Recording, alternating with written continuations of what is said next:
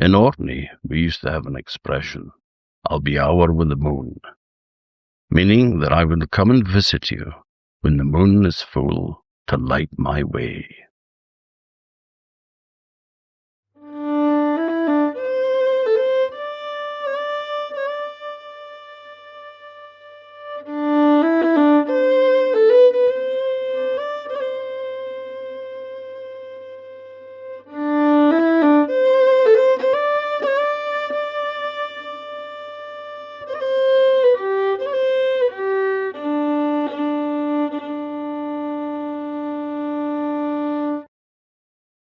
Hello, folks, and welcome to another edition of Hour with the Moon. And this time, we do actually have a visitor, like a real visitor, not on a laptop or anything, but an actual, real-life, living, breathing visitor.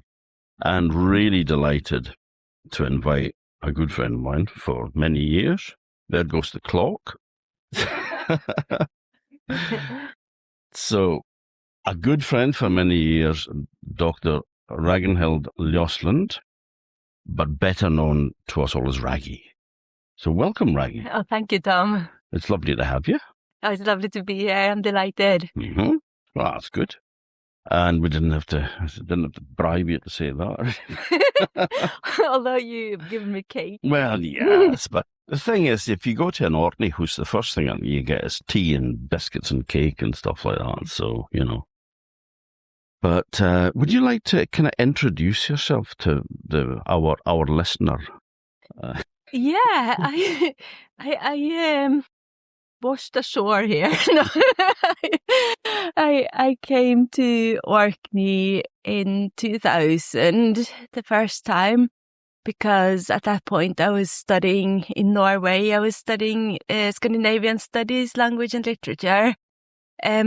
So one of our lecturers was doing a PhD about Orkney place names. Mm-hmm. So she took a group of us over and it was just for a week. But in that week, I managed to fall in love with Orkney and with the gentleman who's sitting by my side here. Hello, Chris. So he's blushing. And it was like the week that changed my life. Don't drag me into it. Yeah. Mm. So in the years following, I kept coming back and again on holiday. I'm sure Rhonda can relate to this. And yes, so then eventually we were married and I ended up living here permanently and I still love it. My career has taken similar twists and turns that I didn't quite expect, but you never know what comes around the corner. Exactly. Yeah. I mean, you know, I'm doing a podcast, for Christ's sake. Who's seen that coming? You know? Not me, anyway. Yeah, you never know what's sneaking up behind you. No, but when I was younger, I thought I wanted to study language because it really interested me, dialects and that kind of thing. And when I went on that Orkney course that took me here, I learned about the Old Norn language and I learned about Orcadian, the way people speak now, and how it has bits of Norn in it. And I was totally fascinated by that. So, yeah, coming over here, it's been more like culture and heritage. And I've been with Orkney College, UHI Orkney, now since 2009 in a couple of different departments. And with archaeology, I've been there for the last 7 or 8 years. So archaeology was not my field to begin with, but I'm growing into it and I absolutely love it. Yeah. Archaeology has a kind of tendency to sort of sneak up on you when unawares, you know. Yes. And the next thing, you know, you're out in the middle of a field in the rain, troweling away, and and you wouldn't be anywhere else. I do miss archaeology. Yeah. So, been a while since I dug, and I do miss it, I have to say. But so so what's the kind of field of interest that you're doing at the moment? You know, I mean, is there anything that's particularly stands out that you're particularly interested in? I mean, maybe not specifically with work or anything, but just what excites you at the moment. Yeah. So I love hearing people's voices from the past. I think that's the main thing. I think that appeals to me with archaeology and literature and folklore and heritage and all the things I'm doing is like I'm getting to know people who lived maybe 300, 400, 500 years ago, maybe 1,000 years ago in the Viking Age. If it gets much older than that, I'm struggling a bit more to hear their voices if it's any older. So like Neolithic, I find quite hard sometimes. But I like a kind of, from like Pictish and Viking Age onwards, I feel like I can connect with the people and get to know them. I love runic inscriptions because you can hear directly what folk were saying and scratching and carving and writing down 1,000 years ago. And it's the same with old books and old tales, folk tales. And sometimes these tales are passed down through generations and generations. So things that people tell me now who are very much alive and kicking are tales that have been passed down that could be hundreds of years old, you know? So when I hear tales that are about, for example, the Jacobite uprising or even older, it's like, wow, this stuff here has come down to me through the centuries. That stuff excites me.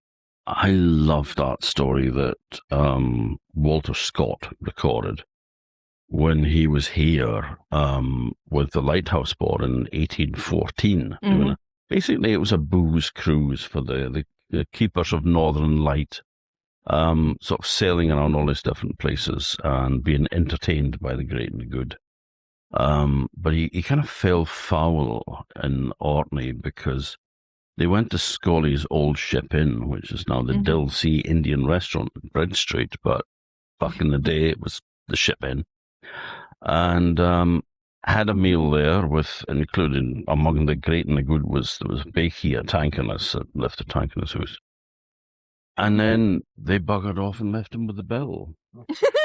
So he didn't like Orkney after that. He was writing sort of like nice verse about how lovely it was. And then he started writing really, really scurrilous verses about how terrible Orkney was. It's a base little borough. Yeah. Dirty and mean, and there's nothing to do and not to be seen save a church where in old times a prelate hanged and a palace that's built and Earl that was hanged. When the Earl was not hanged, he was beheaded.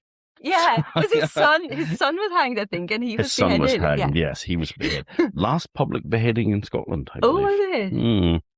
But he had this story, which I just thought was absolutely bloody priceless, that he had heard about the old language, about the minister from North Ronaldsay, which, I mean, you know this story well, when Thomas Gray, the Georgian poet, translated the Fatal Sisters, as he called it, the verse from Njal saga, where the Valkyries were weaving the fate of the warriors in a battlefield using a loom made of spears driven in the ground, and weaving human guts with a weaving baton was a sword, and the shuttle was an arrow, and the loom weights were human heads. And they were singing this song of enchantment, which directed the Battle of Clontarf in Ireland in 1014. And that was written up in Njal saga. The man that heard the Valkyries sing this song had recorded it. So the story went. And so the minister in North Ronaldsay had got a copy of Gray's latest collection of poetry, which included the Fatal Sisters. Yeah, because that was at the time when they were first translating these old Icelandic manuscripts into English. Yeah. And the minister then says to some of the local people, listen to this, because this is your heritage, and started reciting this poem. And an old man stopped him and said, yeah, we know it. When you asked us to give us something in the old language, that's the verse that we told you, like in Old Norse. But he didn't write it down. No. But they called it the Enchantress. Yeah. But I just thought it was great there. He's sort of showing off. Yeah, and I think also it shows that the educated classes were not really listening to the farmers Yeah. or to the ordinary people. Because it's the same up in Shetland, where the Northern language was spoken in the 19th century.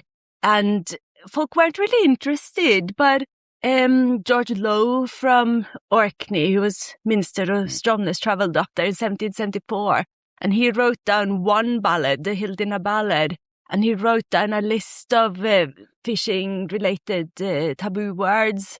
But yeah, and the Lord's Prayer, but not much else. So he was a bit interested. But if people like him, who were reading and writing, could have been more interested, we could have had so much more, and we could have had that Enchantress's song.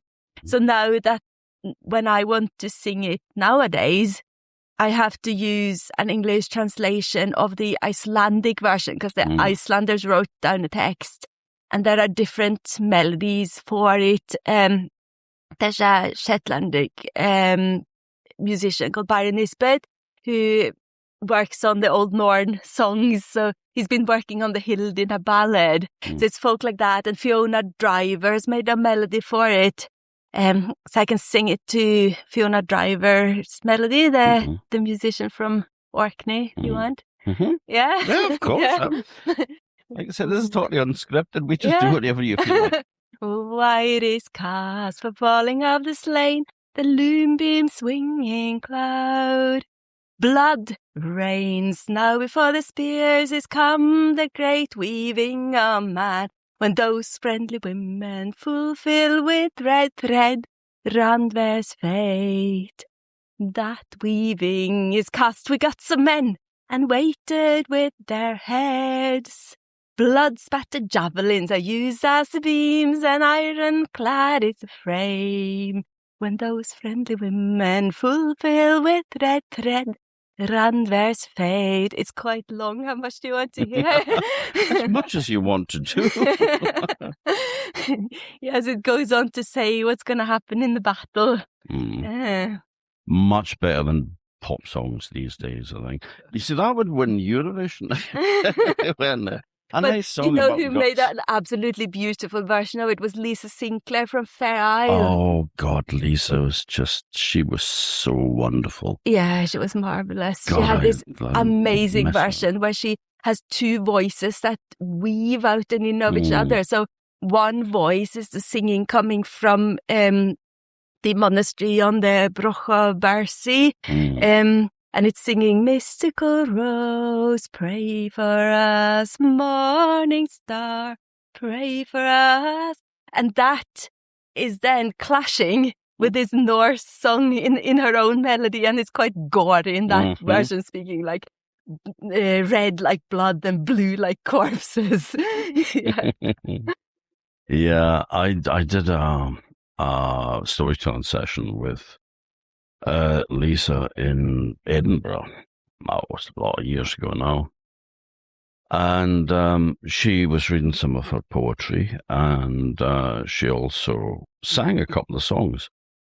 And I specifically asked if she could sing the Silky Solskeri and also the Bride's Lament, which is a sort of popular song in Orkney one time. But it's very sad.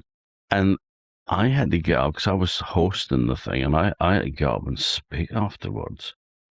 And I was kind of like, sort of like, man up, Muir, because her singing, her voice was so wonderful. It was like otherworldly. Yeah. Yeah. And I was overwhelmed with it. But then I had to get up and carry on, and, but my God, she is a mess. Yeah, she really is. So, that was a trip down memory lane. You mentioned about runes. Of course, you wrote a book of Orkney runic inscriptions. Yeah, the Orkney Book of Runes. It'll be coming out in a completely revised second edition now soon. Ah, right. Very good. I was at a Stave Kirk in Oslo, which was just a museum. So it was one that had been taken down from another part of Norway and rebuilt, in Oslo. And as they were taken it down, they found all these little slips of wood that had been pushed down between the floorboards. And it was where people were passing little notes to each other written in runes. Mm-hmm.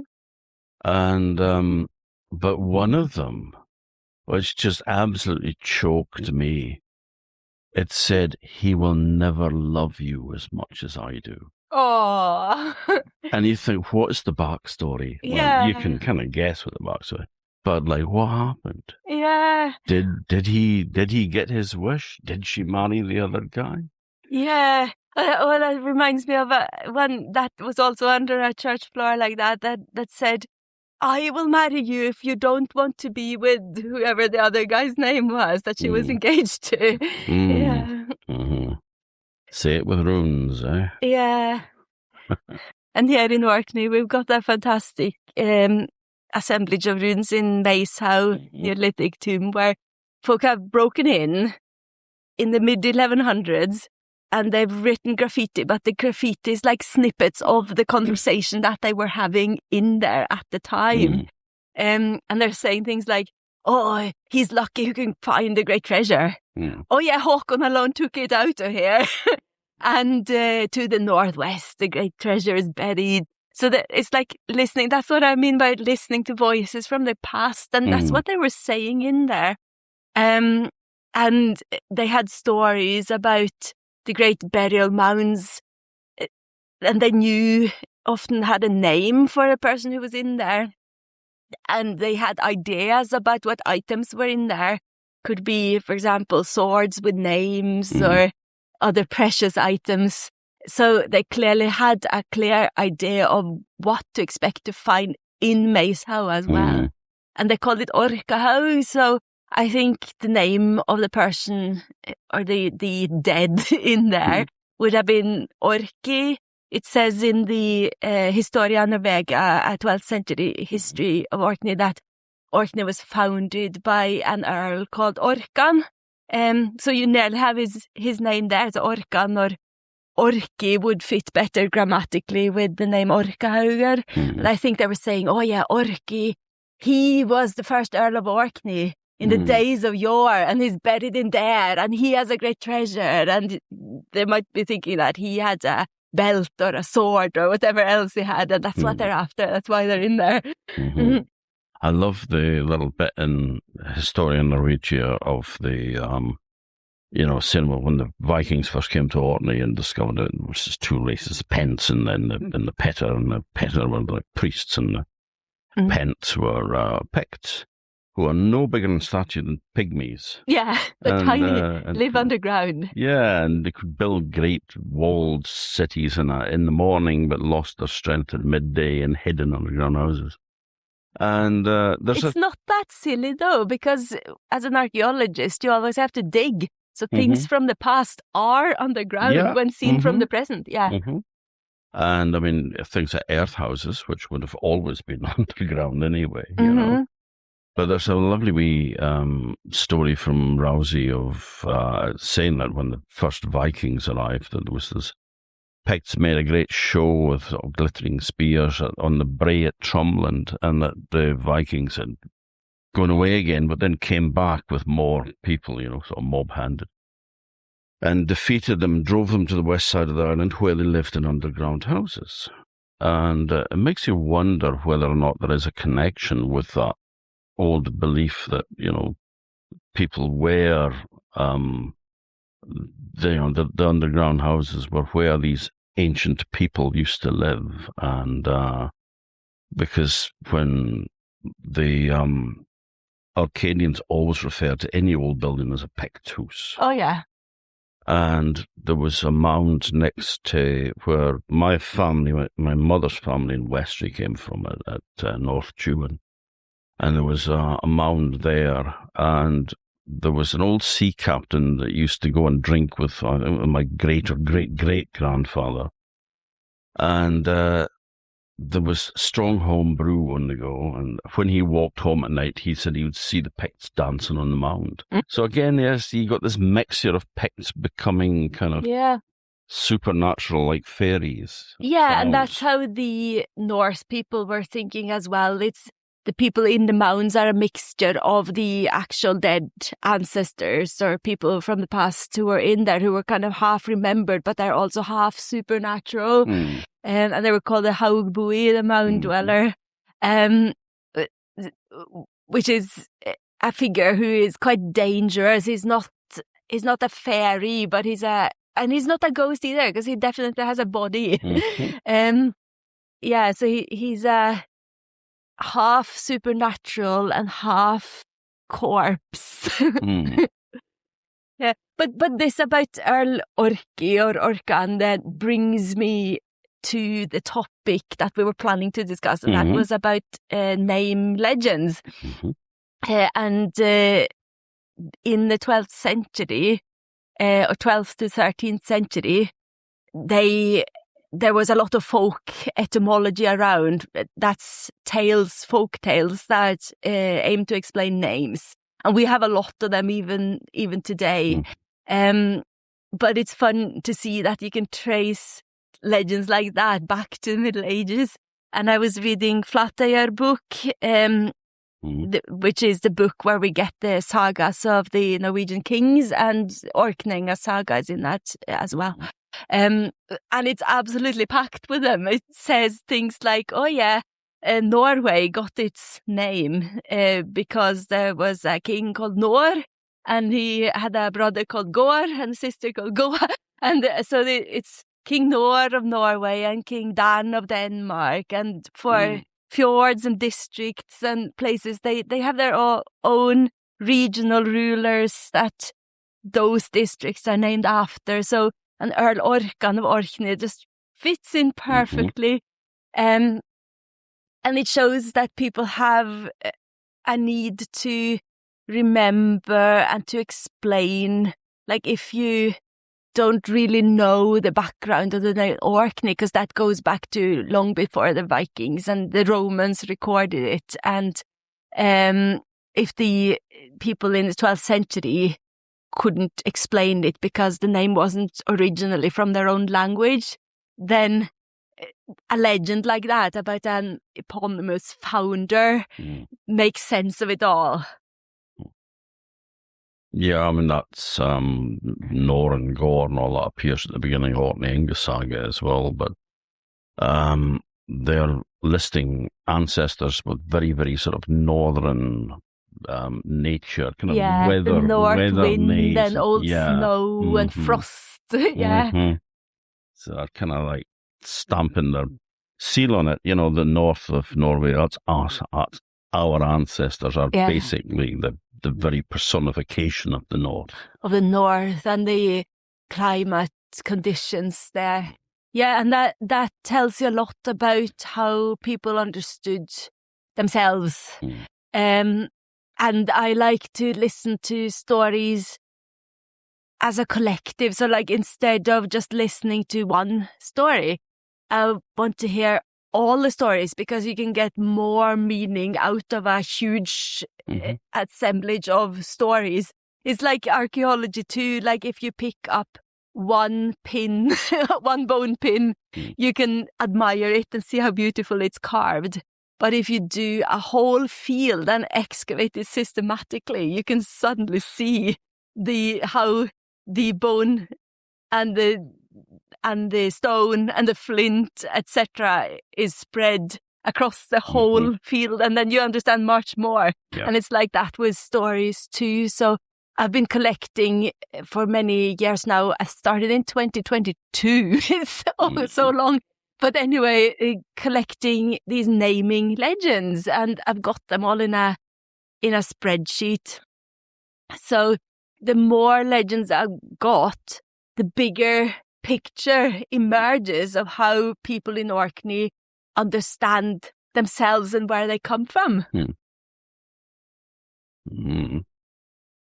So what started you off kind of like looking for names, you know, because it's not the kind of first thing that would spring to mind as like the origins or the legend, I should say, behind the names, because it's not necessarily the origin of the name, of course. No. It's the story behind origin of the name. Yeah. So what kind of made you sit down one night and think, wait a minute? I didn't sit down one night. It just came gradually. No, but yeah, because I'd studied some onomastics. That's the scientific study of names. And my lecturer that I mentioned, who took me to Orkney the first time, Berit Sandnes, was here because she was writing a PhD about names. But she was doing it in the traditional way, where she wants to find the original meaning of the name in the language in which it was coined. Yeah. So she's finding the truth, the real truth. But I wasn't interested in the truth for this. I'm interested in how people understand it. So it doesn't matter to me whether it's true or not. Because the people who tell the legends, they often tell it in a way that demands belief. So like, it's not that they 100% always believe it's true, but it's always the possibility that it might be true or have a kernel of truth. And that's the difference between a fairy tale and a legend. So a fairy tale like Asupattle and the Storworm, for example, everyone knows that's not true. What do you mean? What do you mean? Rhonda. The slaying of the great sea serpent. Yeah, but yeah, so that's a fairy tale. But a legend is a story where you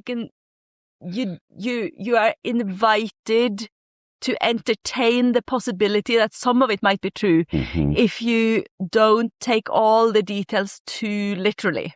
So it's true on a different level.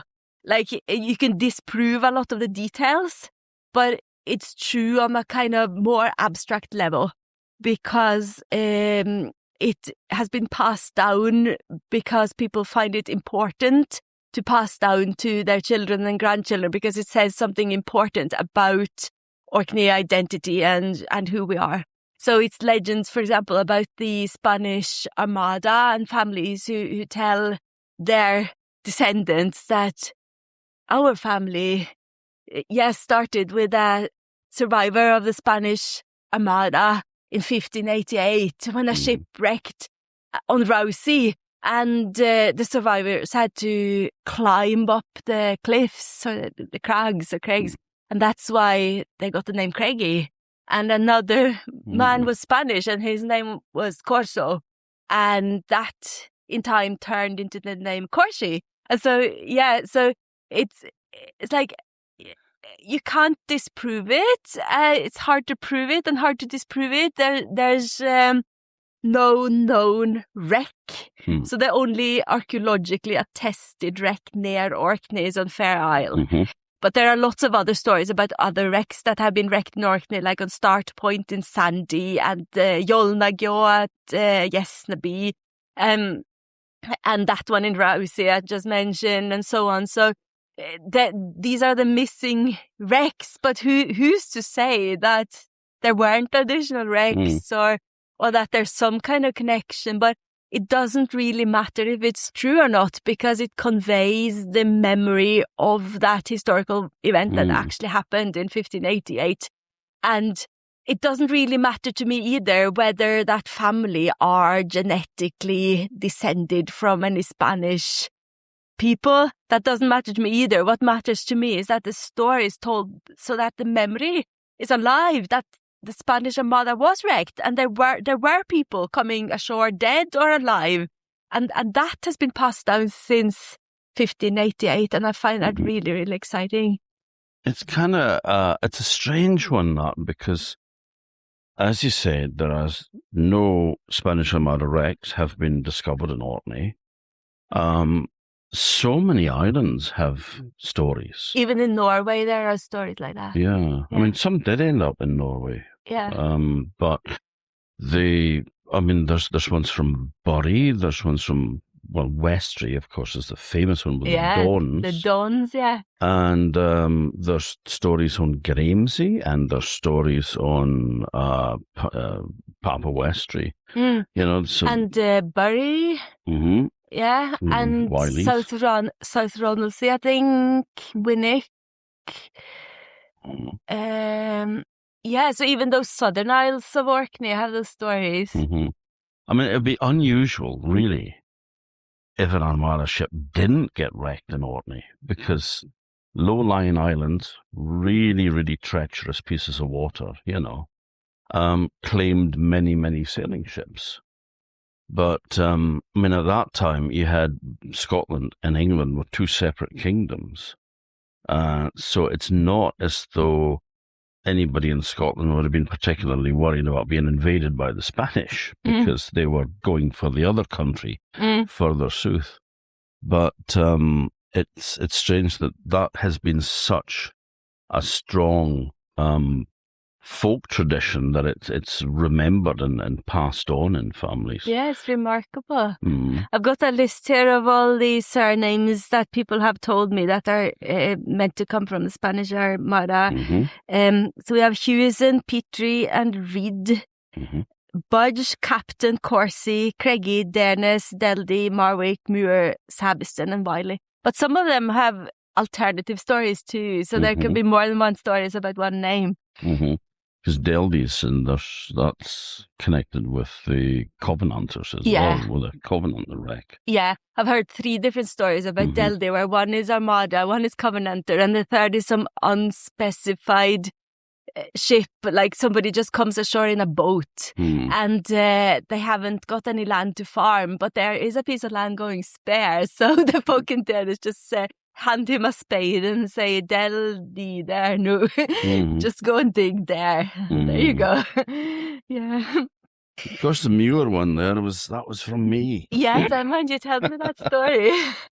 That's an amazing one. I had it from my mother rather than my dad. My dad never, ever spoke about his family. No? His mother died in 1927 when he was 16. And that's when they left Sandy the following year and bought a wee farm in Tankernes and settled down there.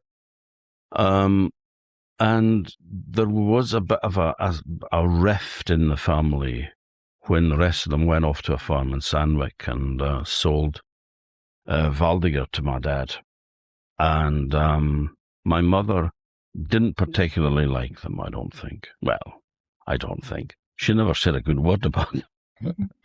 So I don't know, because I don't know these people. My parents were middle-aged when I was born, so I had 3 grandparents alive when I was born in 1963, but my mother's father died in 65, my father's father in 67, and my mother's mother in 68. So it was in that period of between me being 0 and 5, Some of them were living in Sandwick, which might as well have been out in Mongolia in those days. We just didn't travel and didn't have a car and all that.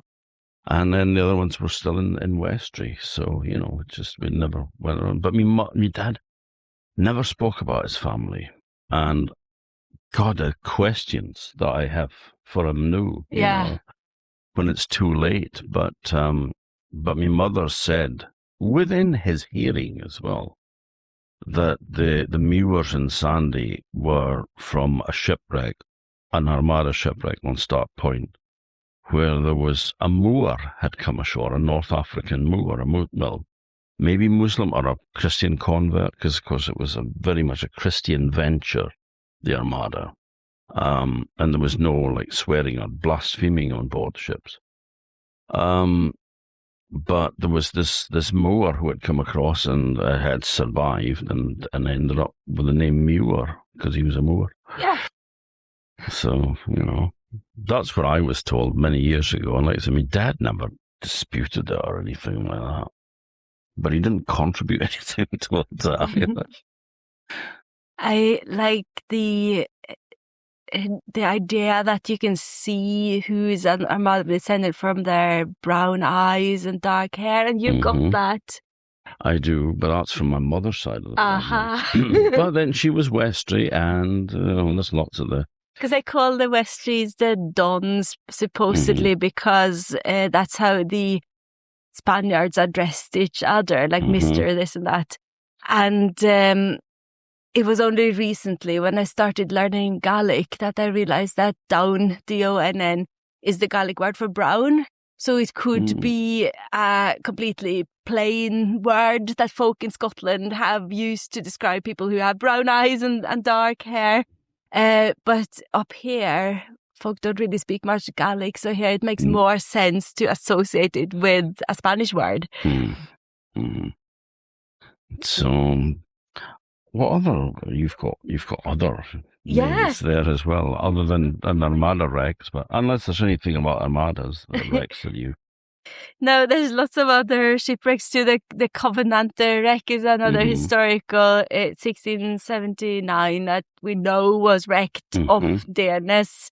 But there's similar stories there that some people survived, although the historical records say that there was about 250 of them and only about 50 survived.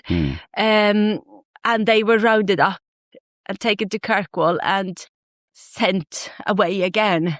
So if you ask historians like Peter Maeshowe, who's written about this, you wouldn't really expect to find the descendants, not many anyway. But in folk memory, there are loads of descendants and they have to be explained. And the way they are explained is that they were living undercover. That's why we don't know about them. So they take on names to hide their true identity. And one group of such names are what Howie Firth called the colour names. So that's names like black and brown and grey and red and white. And you can sort of hear that they sound a bit like, is that a real name or is it not a name or what is it? That it could be a pseudonym that somebody is just using to hide their true identity. And another group of names I found, it was talking about North Ronaldsea. It said that Thompson, Scott, Tulloch and Muir, there you go again, are Covenanter descendants, whereas the names that sound more Norse are the descendants of the Norse settlers. So they just grouped all the names that sound Scottish, because the Covenanters, of course, came from the Scottish mainland, and they were taken from Edinburgh on a ship and were destined for the colonies where they had to work as indentured labour as punishment. So it's just because these names, Tulloch and so on, sound a bit Scottish, I think, that they're associated with the Covenanters in particular. So the idea of people living undercover on a secret identity, there's so many of those stories and I absolutely love them. Another story like that relates to the Jacobite uprisings, and we're right next door here to, or almost next door to, the furniture shop Allen's. Well, the Allens, you see. The Allens, they descend from a man called Alan Breck Stewart, that you might be familiar with from the kidnapped, right. And Jacobite lore. So Alan Breck Stewart was a great Jacobite hero, cattle rustler. He was able to conceal himself up in the mountains and get away from the government officials that were pursuing him. So there's loads of stories about Alan Breck Stewart. He was called Breck because he was like freckled or pock-marked. It means spotty, Alan the Spotty Stewart. And Spotty Alan. Yeah. and he was a steward, obviously, so he must be a Jacobite. But whereas the legends about him down in Scotland says that he was hiding in Ireland for a while, the legends up here say that he was hiding out on the Swanna. So he went to Swanna to escape the government and he swapped his name around to Stuart Allen and he got away with it. So that's the Allens for you. Yeah. My middle name is Stuart with a W. All right. And the reason for that, and I suspect the reason for a lot of people's names around here, is that it was the surname of the district nurse who was my midwife, who delivered me. She was Betty Stewart. I see. And she said to me, Mother, you've got a whole scry of bairns. Would you name this one? I don't have any kids. Would you name this one after me? And she said, well, I was going to be called Thomas after my uncle, who was actually named after his grandfather on the Tory side of the family in Sandy. But I would put it in as a middle name. Mm. And then I discovered that a former colleague of mine at the museum had the middle name Elizabeth because the same woman delivered her and said, oh, would you give him? And it's like, how many Elizabeths and Stuarts are there kicking around in Orkney that were named after her? But the one that I really liked was my great uncle, John Ernest Trousdale Draver in Westray. And Trousdale was the name of the doctor that delivered him because he was one of twins. He had a twin sister. And Dr. Trousdale, I think they were born 1879. And he said, I haven't delivered twins before, so would you give him a name, as a middle name? So he ended up with Trousdale and was just known locally as Trousdale. Huh. So, middle names sneak in there as well, although not origin names, but, actually where they came from with connections with doctors and midwives. Oh, and Beatrice Garvey in North Ronaldsay as well, the doctor there. Beatrice Thompson was named after her. There was a lot of women, with the name Beatrice because of her. So, But I like how Orkney sees itself as being at arm's length from Scotland, but yet very closely connected to the politics of Scotland. But it's in Scotland, but not in Scotland at the same time. So people like Alan Breck Stewart, they can come over here to escape from what's happening in Scotland. And it's like a safe place because the arm of the law from Scotland or the arm of the government can't quite reach here. And that says so much about Orkney identity. I think it feels like that still today, that Orkney feels like its own place. It's not fully part of Scotland, but it is part of Scotland, but not fully part of Scotland, because Orkney is just Orkney. Orkney is like a little realm of its own. And it was up to the execution of Earl Patrick Stewart that we spoke about earlier.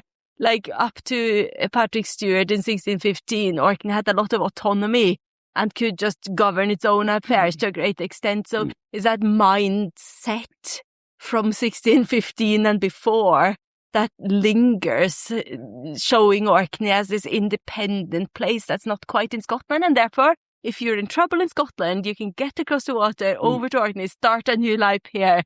And so many stories like that, like the Firths.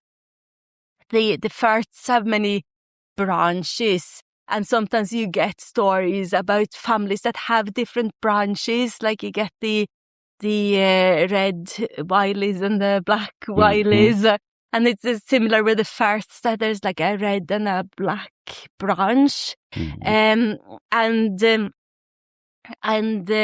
story there is that there were 2 brothers or 3 brothers, there's different versions, but that's okay, who had escaped from some situation over in Scotland, and they've come across the Firth, and they've landed in the Bay of Firth as well. Again, different versions.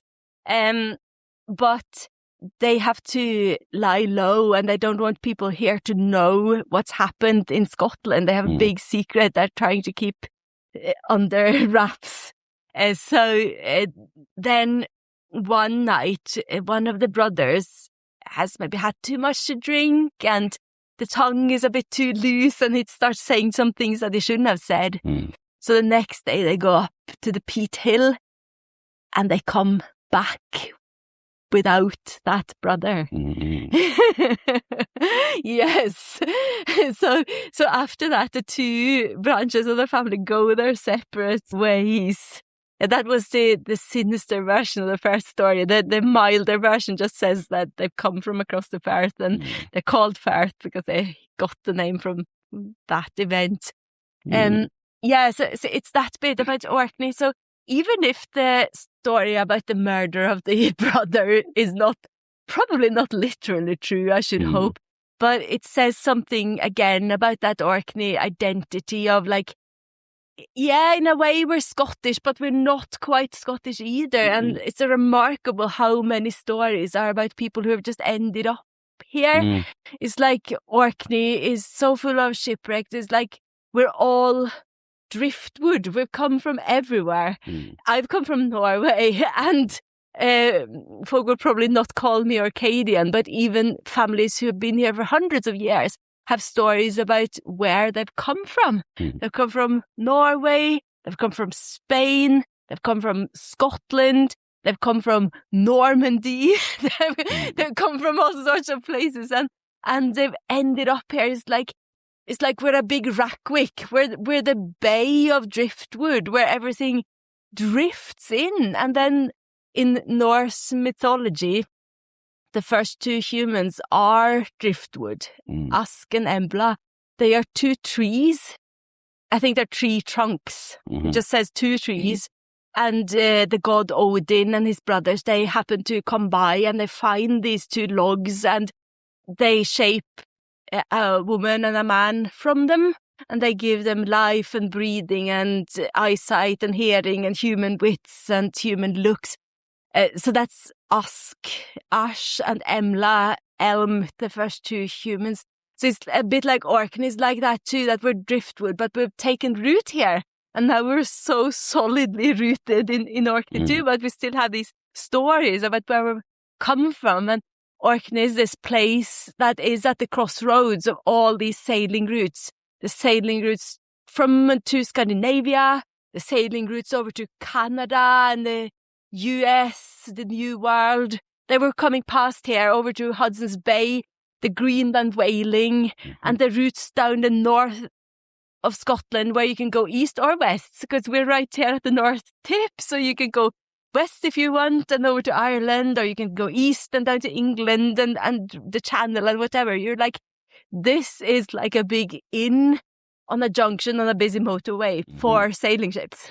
Yeah, I mean, it's always been a cultural crossroads. And so, I mean, if you come here, you can, like I said, just turn left if you're heading south, turn left and you're down the east coast and North Sea, and turn right into the Hebrides and down to the Irish Sea and Ireland. Yeah. So, there's even stories about families coming from Russia.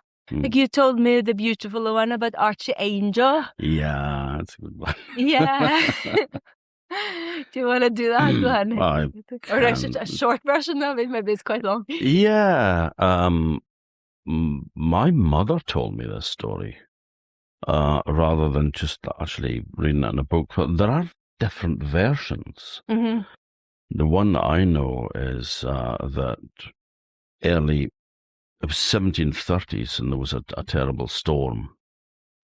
And this man from a place called Sequoia, which is a small croft, Rendell to name, went down to the shore with his neighbour, chalk a whaling stains, to see if there was anything they could do to help a ship that was in distress that was being washed ashore. At Rackwick, the Bay of Wrecks. Yes. Wreckage Bay. So they went down there, and there was absolutely nothing they could do. They couldn't put a boat out in that weather. You know, the storm was too ferocious. And on board, everybody was panicking and, preparing basically to meet their end. And there was a woman on board who some people said she was the captain's wife, but how would anyone know? But she had a small boy with her. She had a child, and she tied it tight to her in a shawl and then jumped over the side of the boat just before it struck the rocks. And the ship was smashed to pieces, and there was nothing that anyone could do. And the next day they came back down to gather up what wreckage they could because, it was no wood on the island, so you used whatever came ashore, bits of... Yeah, your Orkney chair there, that might be made of driftwood. Old sandy Orkney chair there, which is almost certainly made from driftwood.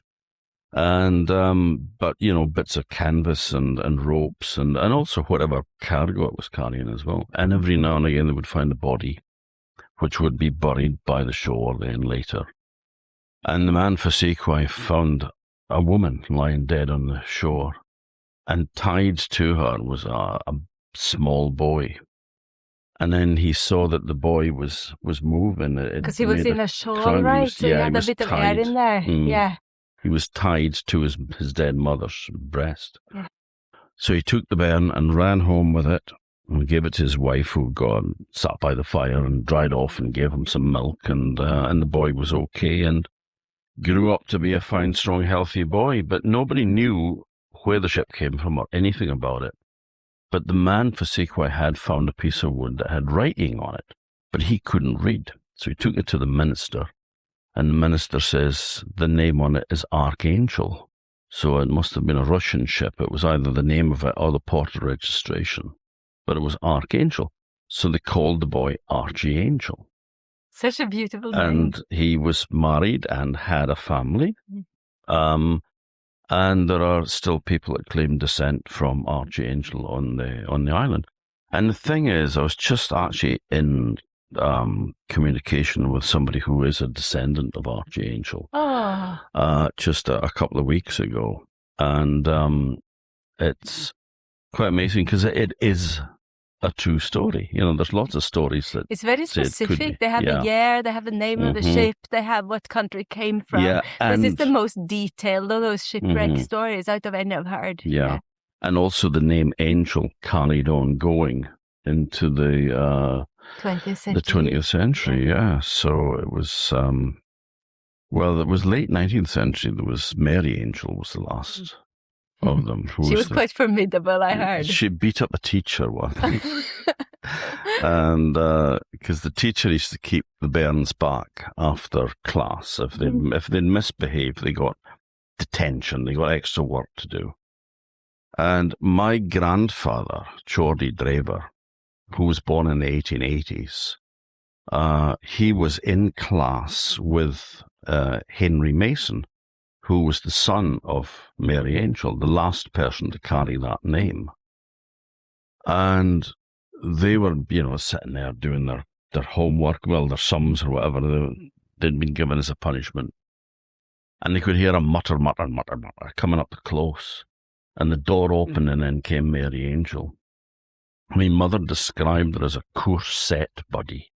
I always had this mental picture of her being looking like Boris Yeltsin in a headscarf and pinny.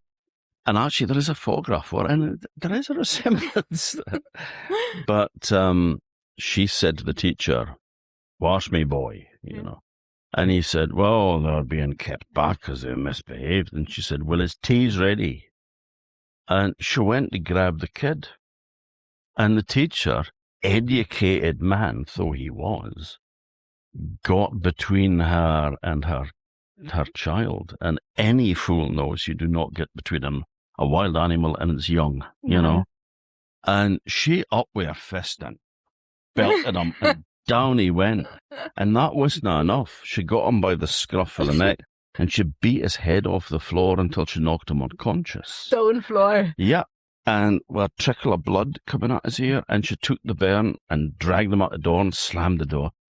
And my grandfather and the rest of them were all going, "Oh my God, Mary Angel's killed the teacher." And what kind of a detention will we get for that? Pictures of themselves with long flowing beards doing long division for the rest of their lives. But some of the braver ones kind of splashed a bit of water on his face, and his eyes opened, and he said in a weak voice, "Can I get a drink of water, boy?" So they got him a drink of water, and he took a drink, and he said, "Class dismissed." And they didn't need a second telling. They were out the door like a shot. But it said she became a bit of a folk hero among the bairns because they never got kept back after that event. And my mother told me that as a true story. I mean, whether it ever happened or not, I don't know. But it was told as a true story. But there were still people called angels. But there is other versions. One is that the child was tied to a dog that swam ashore but died, and they could hear crying coming from a cave, and they went in, and there was his dead dog with a burn on it. And there was a tour guide who lives in Westray, just came up with another version, which I've never heard before, was that the ship was wedged in a gale, and somebody was going down, there was a woman on the deck, and she threw something to him, and he caught it, not knowing what it was, and it was this baby boy. Why? But I have never heard that version before, and I hae me doots, as they say. But it just shows you that there are kind of, different versions going around. I don't think we should worry too much about different versions, because all folk tales have different versions. Absolutely. Yeah, they're alive. Mm-hmm. Folk tales, they exist in the moment you tell them, and they have to be recreated each time. Yeah, absolutely. And I was thinking too about this renaming ritual, where the shipwreck tale is about somebody's found, and in that case it was a baby, but it can be an adult too. The point is they can't speak at that moment. They have some reason. Either they're foreign, or they're a baby, or they're unconscious, or they're dazed, or whatever. They can't speak at that moment, so they have no way of telling their real name. Yeah. And therefore the task falls to the community of naming them. And then they just take clues from surroundings, like the name of the ship, or where they came ashore, and they just name them from what they can see or what makes sense in that moment. So I see that as a kind of adoption, where that new person who's shipwrecked is adopted into the community, and the renaming is part of showing that you're one of us now. And this also happened to me, because I was renamed Raggie when I came here, so nobody can say my name is Ragnhild, and that's just way too difficult. So Ragnhild, no. So I became Raggie, and I'm quite pleased with that, because the community have bestowed this name on me, and I find that's a great gift. The one other thing which is quite interesting about Archangel, though, is that there was a tremendous gale in the late 18th or very early 19th century, just off of where Quaigrew is, the Viking Age longhouse. Yeah. There was the Homa Trinity, and it is now a scary, but it was an island. It just lost all the cover It was completely stripped away in the one night. Wow. And there was supposed to be about 2 or 3 sheep on it as well at the time. They were blown away. Well, they were washed away. But there was, it stripped all the turf off sand dunes, and the dunes were blown down into Peerwell and into the kirkyard. And that's why the kirk there is buried under sand. It is really, it's kind of half underground. They dug out kind of one half, and the other half they kind of thought, sorry, it'll be easier just to build up the windows to ground height, so that it's full of stones, which you can see has been put in later. But outside the door of that, there is a big sand dune. And on top of that sand dune, there are 2 graves of Archangel's children. Yeah. There's a Magnus Angel, and I can't remember, there's a woman as well whose name escapes me at the moment. We've got to dig out those pictures to send to that person. I thought you were going to say dig out those sand dunes. No. I've got too many family members in that graveyard. I would never get away with that. No, there was the people that were asking about it. Well, I've got photographs of these gravestones. but they were buried on top of their father's grave. So he's underneath that sand Archie dune. himself. Yeah. Wow. So, but it's got like a 10-foot sand dune on it now. Yeah. So I just thought it was interesting. I was talking about ships from Russia. That ship had come from Archangel in Russia, Arkhangelsk in Russia. And Neil Leask was telling me that part of his family came from Russia too. And they were from Long Hope. And the story was that there was Prince Nicholas, or some say he was Count Nicholas. There's different versions in the family. And he had to flee from Russia. And I asked Neil, was this during the Russian Revolution? But he said, no, it was earlier than that.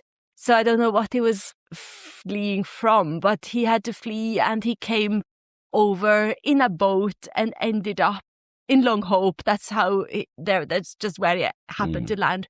And there was an inn there, you see. And in that inn, there was a beautiful young lady. So you can imagine what happened next. But since he was Prince Nicholas, that family were the Nicholsons. Right. But Neil is a remarkable man. Neil Leask, who's custodian of the Kirbister Farm Museum. Yeah, a good friend of us both. Yeah. I've known Neil for many, many years. If you look at this folder where I've got the printout of the book I've written about named legends, all those notes sticking out here, all those are Neil's stories. He's prolific. He's contributed so many stories to this book of named legends. His memory is something else, and his knowledge is so vast. He's a true tradition bearer. There's not many like him. No, I agree. And it seems people at home can't see the folder.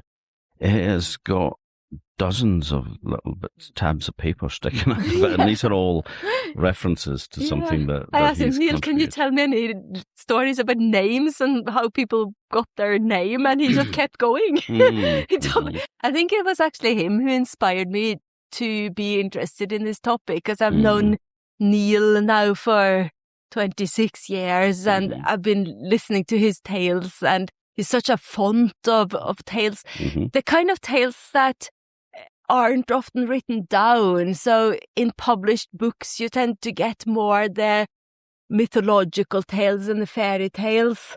But these little scraps of tales that are often so short, just like the one about Prince Nicholas, nobody would think to write that down, but Neil's got it all in his head. I have a similar story from my Westry family along those lines. So it's not Russian, it's Scottish. Because when I was at Bern, you used to get the tinklers, as we call them, the Scottish travellers, would come by the house selling things. They'd have a pack on their back, and it would be full of clothes, second-hand clothes. So you would, the pack would be untied and set out on the floor, and then there was a big bartering system went on. Then the person trying to sell it, and the housewife trying to get it for as cheap as possible. But old Jessie Nowlin used to come by the house when I was a bairn. And she'd always get a plate of soup and such like, and be kind of in a cup of tea and all. And I remember her saying to me mother once, "You're for Westry, aren't you, mistress?" And she said, "Oh, yes." She was indeed. She goes, "You were a driver, were you? No, yeah." She was a driver, yeah. And she goes, "You're descended for royalty, you ken." Oh. And she said, "Yes, I can." And did a kind of like a Mrs. Doyle smile, And I thought, huh? What? What? So what the story went was that there was a king of Scotland had been travelling around in disguise and had come to Orkney and had married a driver lass in Westry, and a secret marriage. And of course, this is, the Gaberlunzie man and all that. All these tales were about King James V. Because he was actually up here in... He did come here, yeah. In 15... what, 1540? 40 something, yeah. Yep. But the thing is, these stories don't need any actual hard evidence. The fact that he was here means nothing because. But you can see the proof in the body sometimes, like the Neil says that the Robertsons are descended from a Lady Barbara, and the proof of that is that they have such small, fine hands. Yeah. Well, there you go. So yeah, can't argue with that. No. Yeah, but sorry, back to your story. No, well, that was it, basically. Yeah. It's just that he married. What happened after that, I have no idea. But you got the story about the King of Norway's hunting lodge. It's kind of, it's at Wingster, but it's in Harry, and it's not so far from the Naus or Trotty. I'm trying to explain where it is, but it's like near Naus or Trotty. And the official name is Wingster, but it's called the King of Norway's Hunting Lodge because there's a similar story where the King of Norway was there, but he's not on an official state visit or anything. This is more of a private visit, and he comes there and he hunts and things, and then he's friendly with some local young women. So apparently the Linklaters, wasn't it? Because Neil says the Linklaters are descended from that union. Yeah. They're very friendly, these monarchs. Yeah. I think folk also enjoy thinking that they're descended from lords and kings and queens. Neil said, why would you want to say that you've come down in life? But to me, it's like, I think folk like to think that deep inside they are grander than they look. So if you're sitting there in a little croft house and you really don't have very much, at least you have that knowledge. There was an old lad, John Sinclair, lived at Brig End in Firth. Chris, you ken who I meant. And he always claimed that he was descended from the Normans, a Norman knight. Oh. So they were quite kind of proud of themselves. They kind of thought that they were, a bit above the usual kind of us Orkney peasants kind of thing. What was the name of that family? Well, he was Sinclair. Oh, yeah. So I suppose Sinclair and, so. And the St. Clairs, in turn, claim that they're descended from the Norse gods, from Odin. Ah, right. The one interesting thing about the old Sinclair fella is that he was the only person that I've ever seen who owned his own death certificate. Was it written by mistake? He was killed in action in Burma during the war. His parents were sent the death certificate, and they paid £1 for a memorial service at the kirk in Finstone, and then he came home. He'd been very seriously injured, but hadn't died. But it had just, in the heat of battle and everything, it was he was wrongly reported as being dead, but the death certificate was issued. Which kind of leads to an interesting legal question of that would be a legal night. What could you do? What could you get off with? Yeah. Go to a shop and help yourself to something. Get arrested and go, you can't prosecute me, I'm dead. And I've got here's the proof. Can't get a job or get married or anything. Well, it would be a problem for getting a pension, right enough. But coming back to shipwrecks for a minute and princesses and kings and things, there was a fabulous story told by the Moore family. There's different versions about Moore, but one of them is that they descend from a shipwrecked Norwegian princess. And she was wrecked at Marwick in Berkshire. So it's like her name is echoed in the name of the bay as well, or Moore, Marwick. and I asked what's her first name, and it was, of course, Margaret. So all Norwegian princesses are, of course, called Margaret. Mm-hmm. And It's the law. It is. Mm-hmm. Yeah, so I heard this from two different cousins. And both were sure that this is a true story. So I've got to respect that. And then I spoke to Tim Morrison and noticed the Moor in his name. And his family isn't from Orkney, they come from Lewis. Mm-hmm. And he told me that there's the same story in Lewis as well, about a shipwrecked Norwegian princess, and that's where the name Morrison comes from. And then I started reading books of Gaelic folk tales and discovered that there's a scatter of these stories about the shipwrecked Norwegian princess over in the Gaelic areas of Scotland. And in some of them she's even named, and her name is Moor, M-O-R, but that means the great in Gaelic. So I don't know why she's called that, but many people have that as a kind of epithet or in the middle. So to me it starts to build a bigger picture that there is a real tradition about a shipwrecked Norwegian princess called Moor, and we've got it here in Orkney too. But here, of course, she is associated with variously Margaret, the Maid of Norway, or the Margaret there's the Margaret, Maid of Norway, who was supposed to marry and become Queen of Scotland. So they were taking her over from Norway to Scotland when she was just a little girl, about 7 years old, in 1290, I think it was. But she never got to Scotland because she died on the journey. And they say that she came ashore at St. Margaret's Hope. And that's why it's called St. Margaret's Hope. There's another naming legend right there. And then, of course, we have the other Margaret who caused Orkney to become part of Scotland. And this was much later in 1468 when Margaret, who was Princess of Norway and Denmark, was supposed to marry King James III, and she did, and she survived.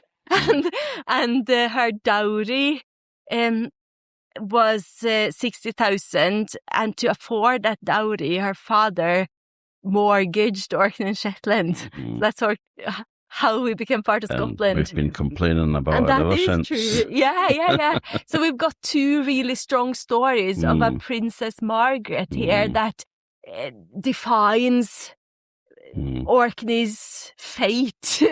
And that's, I think, why she has got to have this first name Margaret as well, in addition to it being the sound of it more. Well, I mean, the thing is, with Margaret, Maid of Norway, I believe that St. Margaret's Hope was named after a chapel dedicated to St. Margaret, who would have you're taking the sensible approach. Yes, because if she was going to land anywhere, it would have been Kirkwall, because that's where they were heading. Because Alexander III of Scotland married a young woman, having lost all his family to disease, all his sons and his daughter, who was married to the King of Norway. They all died and left no heir to Scotland, except that little girl in so, Bergen. Yeah, his granddaughter in Bergen. So he went on the hammer one night on the lash with his pals, went out drinking.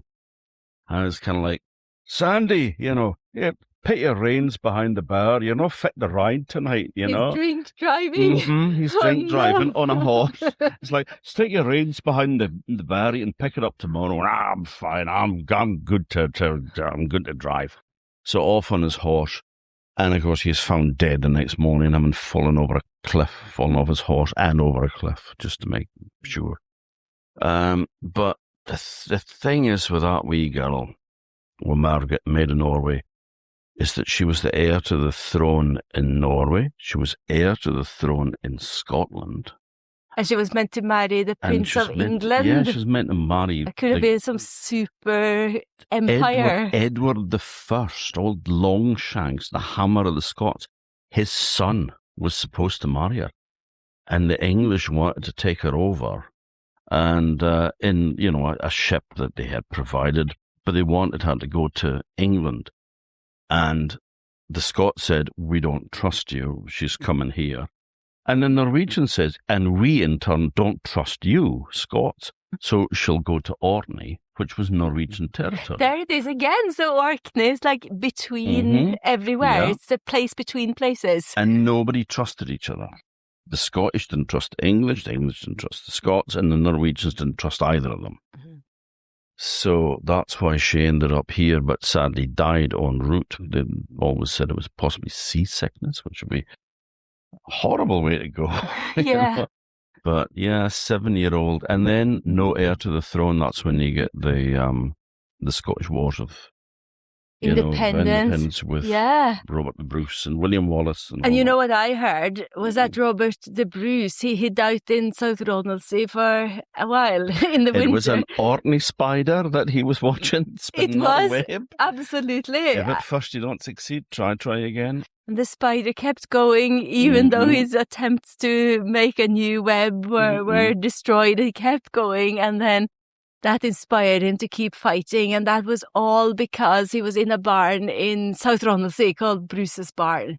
But I don't know where that is. If anyone could point it out to me, I would be happy to see it. There was also a story which I can't, for the life of me, find the source for anymore, but you may know it, was that in King Haakon Haakonsson's battle fleet that came over to Orkney in 1263 and ended up at Butler Largs and all that, one of the captains of his ship, or a forecastle man, was Paul Bakey. Oh. And that's where the name Bakey came from in Orkney. It came from this guy that came over with King Haakon. Now, I've That's heard one that. I've not got yet. Thank Have you you. not? All I've right. got to include that in the book now. I have heard that many times, and I have read it, but I have no idea where I've read it. Because I've read so many bloody books. Yeah. I have no idea which one it's in, but it was always said, that the Bakeys claimed descent from a Paul Bakey. Now, this is in the days before surnames. Yes. It was patronymic names. It was like your father's name and son Bakey or daughter. sounds more like a first name as well, because it has that I ending, just like Collie, for example, Ronald Collie Colson, or Orky that I mentioned earlier. Yeah. But, oh well. Yeah, I just assumed you would know that one. But I should have. Now I feel stupid for not knowing it. No, not in the slightest. It's just that I've read that, and I cannot find where I've read it. And I think I did have a look back through King Haakon's saga again, and there's no reference there. So, but I know that I've heard that many times because, of course, working at the museum in Tankerna's house where the Bakeys lived for generations, I was always kind of steeped in all things Bakey, and so that's why the name kind of came in there. Well, if anybody can put me out of my misery. Some of the folk from that expedition carved their names in a cave on Holy Isle of Arran. So there's a big lake, the King's Marshal, who's carved his name, and a bunch of other folk, like about 8 people, I think, have all written in that cave. But I haven't seen a Bakey among them. I could go back and check. This is in runes. They carved their names in runes. Well, this is Paul Bakey. Paul Bakey. Or Pal. Yes. Oh, well, that's made a mystery even more mysterious. Damn. The one little bit of evidence that I could point to for an Armana right in Westray, or sorry, like skipping back a bit now, is sitting over by the stove there. Can you see a large cannonball? Oh, yes. Well, that came in front of my auntie's house, in a hen house in Westray. And when she died, I carted it back here. And I showed it to guys at the marine archaeology unit at UHI. And they said, oh, that's either a 16th or 17th century ship's cannonball for smashing ships with. So that would have been used, for disabling a ship rather than being used as anti-personnel.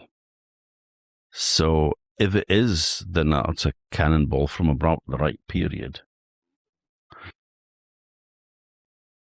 I'm not making any claims that it is. But it's kind of like all the Armada furniture that you also get around all the houses. Yeah, because there's what scale hooses. There's supposed to be an Armada chest. Yeah, Armada chest. It's a wardrobe, but they call it a chest. Mm-hmm. But that's sort of 17th century. Is it Dutch?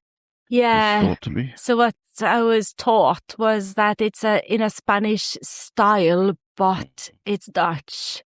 But there are so many chests and wardrobes and other pieces of furniture that are called Armada and Armada chests. So I think maybe Armada chest is a description of a certain style and look.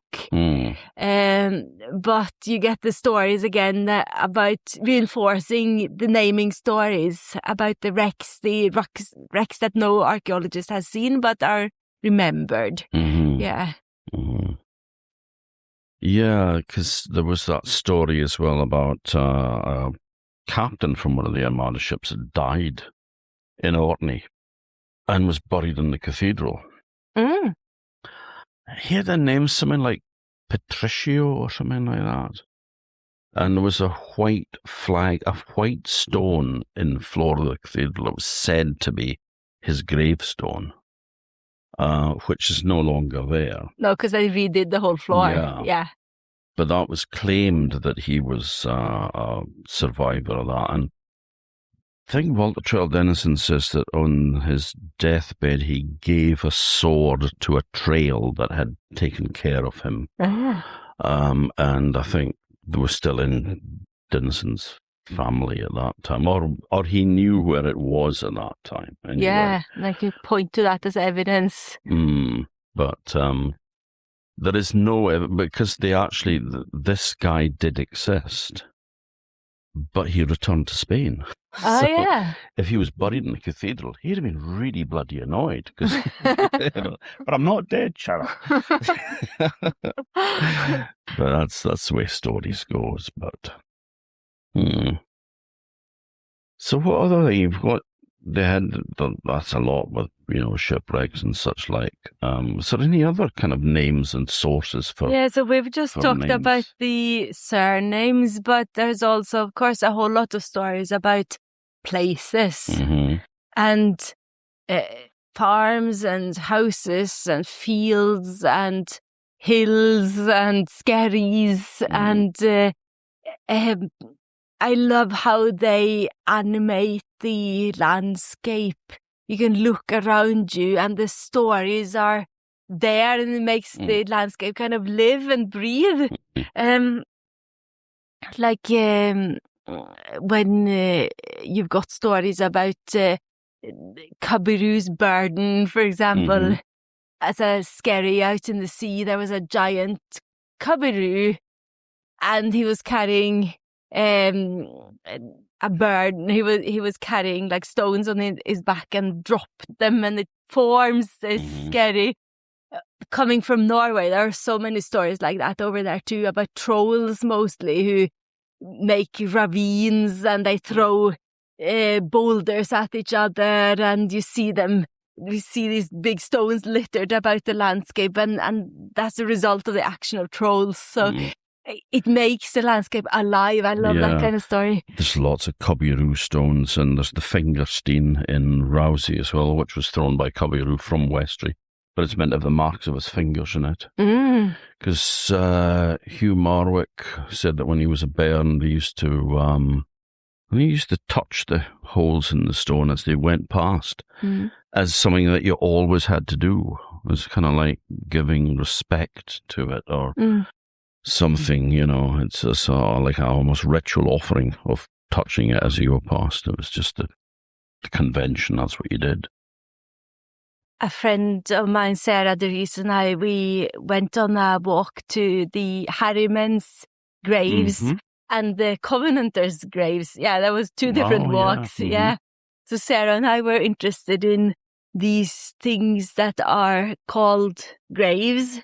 But when you look at them with an archaeological eye, you can see that they're prehistoric, really.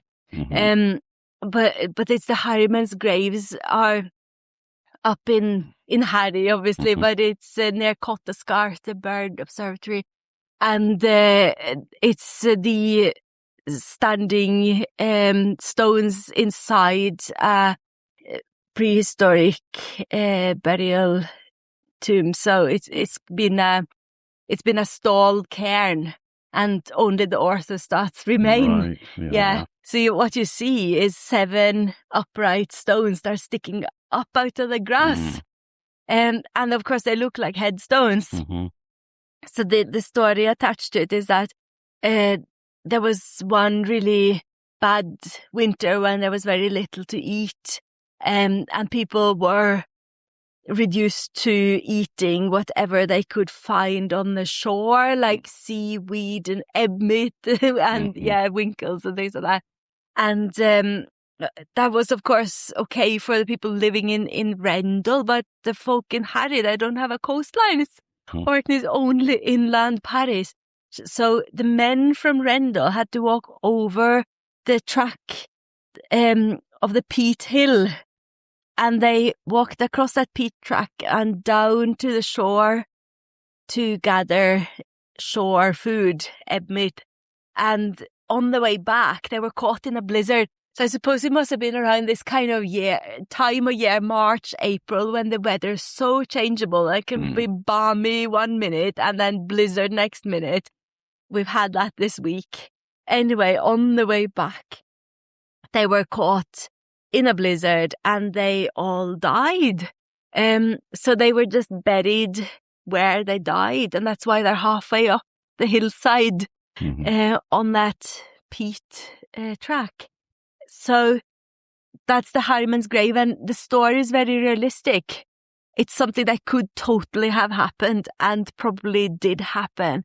But in order to remember them, we need something to anchor the memory to. And the memory has been anchored to the Neolithic stalled cairn that looks like gravestones. So it doesn't make the story fake or untrue in any way. It just anchors it in the landscape to something visible. It's the same with the Armada men's graves at Yesneby. So that Armada wreck that nobody's ever seen in the Spanish records or anything, but supposedly they came ashore at the Yolnagyo, just at that bay. This is one of the very few places you can land a boat on that very cliffy just at the west bottom coast of the Broch Biggin. Yes, yeah. So as you walk around that landing place and you get onto the Broch Biggin, that Broch, that promontory, has been a fortified settlement, or what they used to call a promontory fort. So it has this bank. Christopher was pointing it out to me, my husband. So you can see the bank, and then you can see this row of stones that's been to do with the entrance into the fortified promontory. And that row of stones has been reinterpreted as the Armada men's graves. So Geordie Marwick, who was born around 1836. Yeah. 36, yeah. Yes, 1836. So when he was young, in around 1850, he heard from an old couple who lived at Yesneby. And you've investigated this much more than me. But he heard about that Armada wreck, that some of the shipwrecked Armada men were still alive and the locals were coming down and trying to see what they could do for them. But there was one man called Lutit, and he spotted that the Catholic priest among them was holding a silver cross, and he wanted that cross. So he kicked him in the head and kind of finished him off and went off with the cross. And although Geordie Marwick doesn't say it, I think he is implying that that's why that man was called Looted, because he looted the cross. But anyway, the priest died, and the one stone is much taller than the rest. So that's the priest's stone, and the rest are some other Armada men. Yeah, it also had I was going to say healing. That's not the right word, but it had a ritual attached to it, where if a woman couldn't get pregnant, she had to sit on the stone and then revolve 3 times or something like that, or while sitting on it, and she was guaranteed to have a son after that. Ooh. So again, this is Geordie Marwick. It was. And what do you do if you want a daughter? Do you just take the other way? Go the other way, yeah. But yeah, I mean, Geordie. But it was a healing cross as well, because they dipped it in a water spring, and that became the crossy Keld, the cross spring, and that could heal. And people used to come to it for cures. The guys caught up with this fella, and but there was a priest intervened, and that's what they always say, it was a priest. But I mean, this was 1588, so it was after the Reformation. There was a minister or a priest that had intervened to stop them from doing in Mr. Looted. But on the agreement that he handed over the cross to the church. But they also, like you said, they dipped it in the holy well. Also among Marwick's writings is that the Whamsley dog, the ghost dog, black dog, a Wham, that lives under the bridge. He was supposed to have been cursed by a priest for drinking from a holy well. Oh, that's the story in Marwick's papers. So that's why this black dog follows people around the road, because he can't rest because he was cursed for drinking out of a holy well, which apparently was no dogs allowed. A bit discriminatory. Poor old dog. But I find it interesting that the Armada descendants are still to this day marked as a bit different, because they have these dark eyes and dark hair. And they say in Westry that the Dons kept themselves to themselves for the first pretty while anyway. But the Covenanters, on the other hand, they are immediately absorbed, and they can live in Orkney undetected. They can blend in so well and live undercover that they're not found out. And I think the difference there is that the Covenanters are Protestant and the Armada men are Catholic. And it's as if the legends collectively together are saying that here in Orkney we're Protestant, guys. And those Catholic Spaniards, they're a bit different to us. But if there's something odd that needs to be explained, like a holy well, and there are certain plants as well, like tansy and wild garlic and daffodils and things that are said to have come with a Armada survivor called Dr. Talion. He was working here in Stromness, or else it's maybe his descendant who's working so, because the timeline is very hazy. But anyway, Dr. Talion was a bit of a witch doctor, and he lived up on top of Stromness here. He was at Wheeldon, which was the Whee was the Quay, the enclosure of the Don, Wheeldon.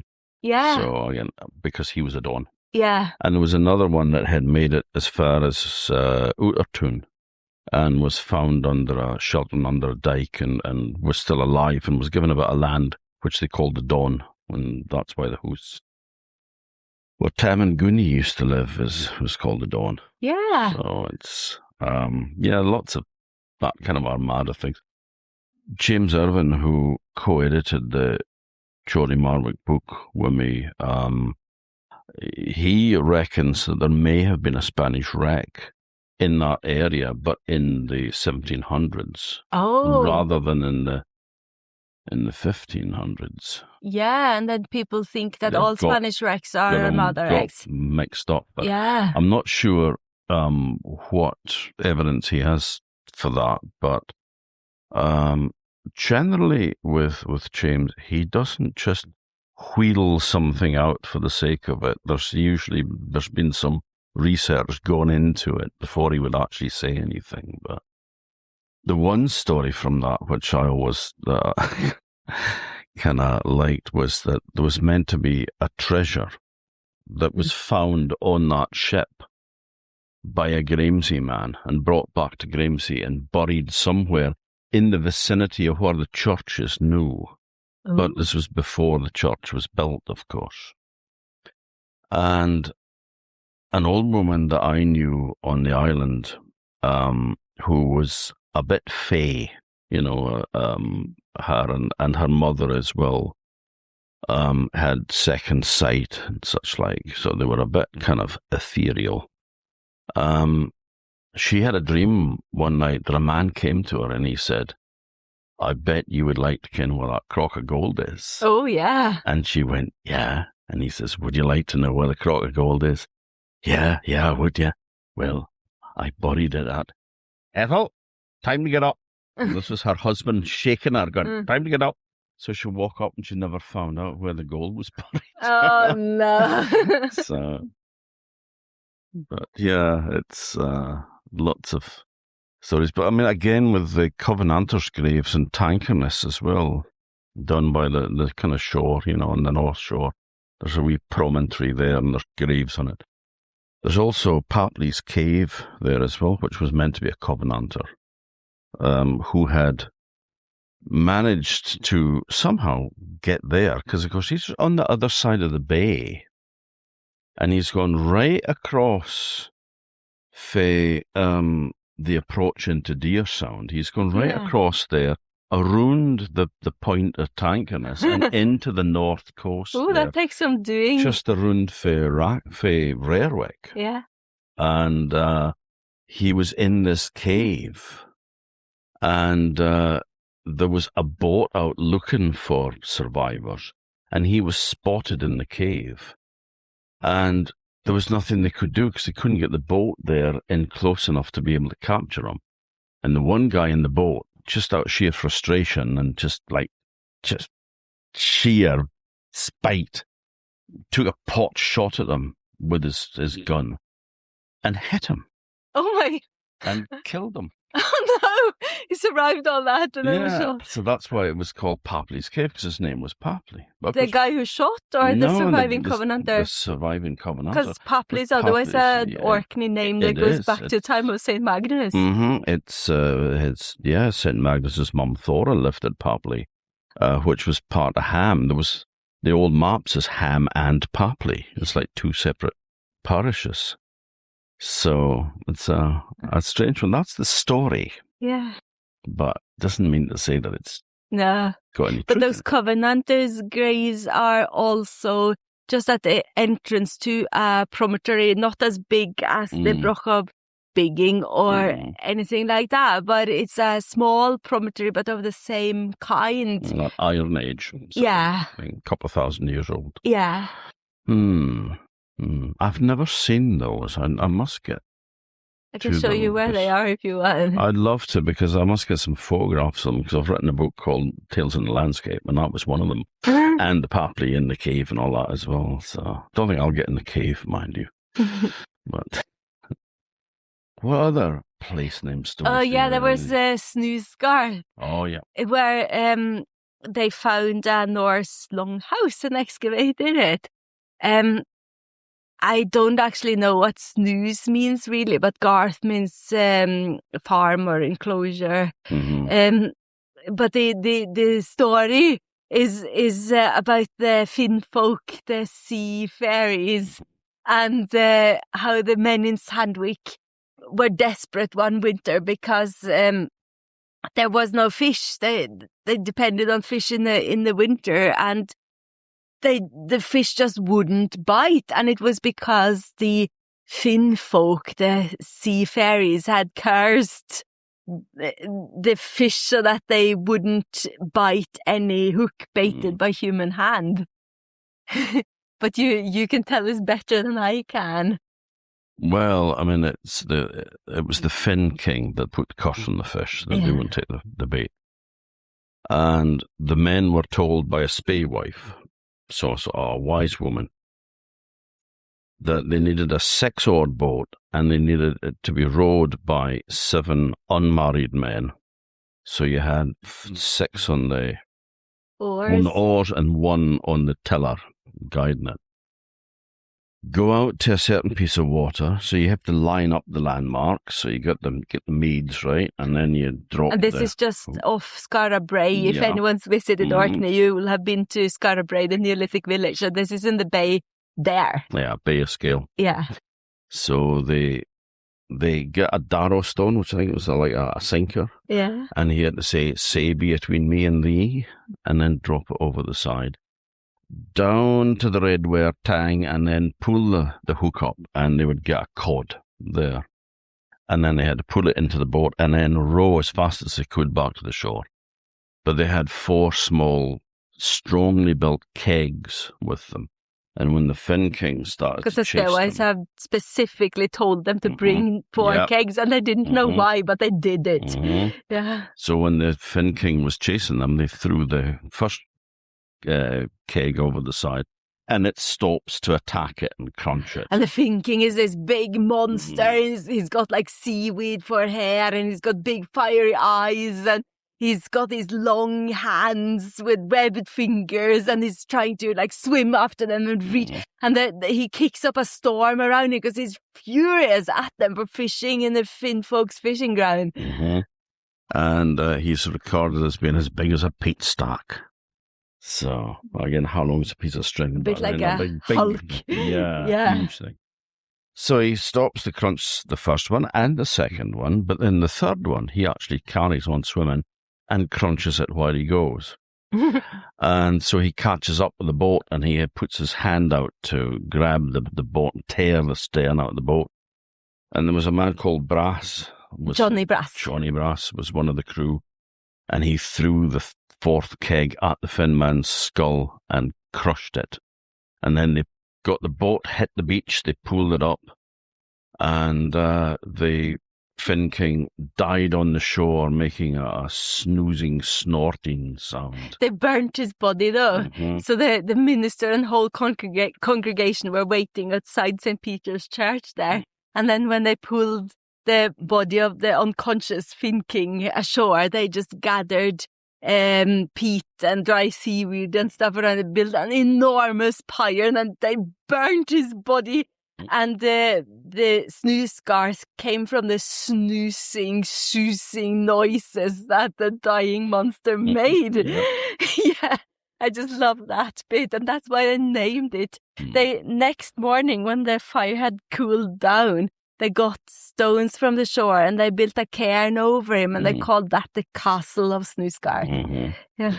And the interesting thing about that story is, again, this was work that James Irvine had done when he was working with the papers from the Breckness estate. All the people named in that story were real people from that area. Everybody. Yeah. Wow. But they were around 1800. Yeah. But they were all contemporaries, all those people. So I'm thinking of the sort of 16 and 1700s, in the age of people like Wallace and Brand and George Lowe and them. These are ministers from Orkney who wrote accounts. Yes. So back then there was a folk belief that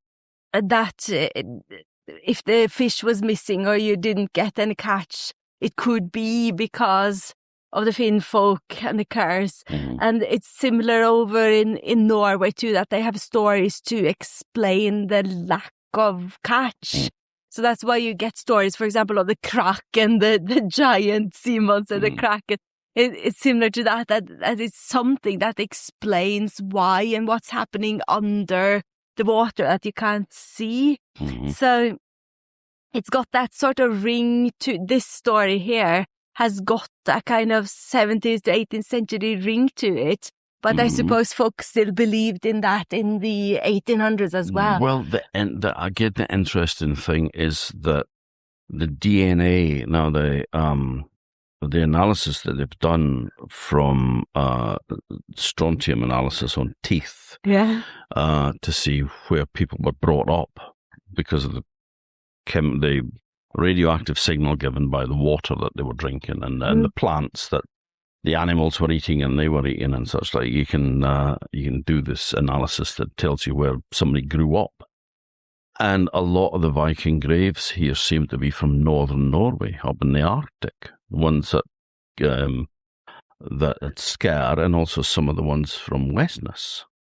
Yeah, and the whalebone plaque, the carved dragon heads that the Skar boat's burial contained, is a northern artifact. So in Norway, the distribution of those whalebone plaques is distinctly northern. It's Nordland and Troms. And yeah. And a friend of mine, Ole Forseth, who was a curator in the Trondernes Museum in the north of Norway, he translated the folktales from a man called Aulas Nikolaisen, who was collecting stories around the Lofoten and Vesterålen Islands. And in it, there was a sea troll that was terrorizing people in the area. And they were told to go out with 4 kegs. Yes. And throw over the side. And it's exactly the same story. He didn't stop to crunch the last one. He was, he tore it apart. And as he swam, and then his hand was just coming up to grab the stern of the boat, they didn't have any more kegs left. And a man threw a knife into its mouth, and the metal turned the troll into stone. And it remains there as a rock in the sea. Yeah. But basically, it's exactly the same story as the Finn King. And that power of metal in the old days, they used to say that you should have a knife under the bairn's cot to protect it from the fairies. Yeah, and in the bed with a woman that had just given birth, you also had the Bible and the steel. Yeah. So yeah, but it's interesting that the folktales from Arctic Norway corresponds with the fact that there was Arctic Norway, burials here with people from that area bring the stories over with them as well. Oh, stories traveled far. I know, but it's lovely when you get folktales backing up archaeology. Yeah. And vice versa, Yeah. Because tends to be that the folktales get kind of like, they're the sort of poor cousin.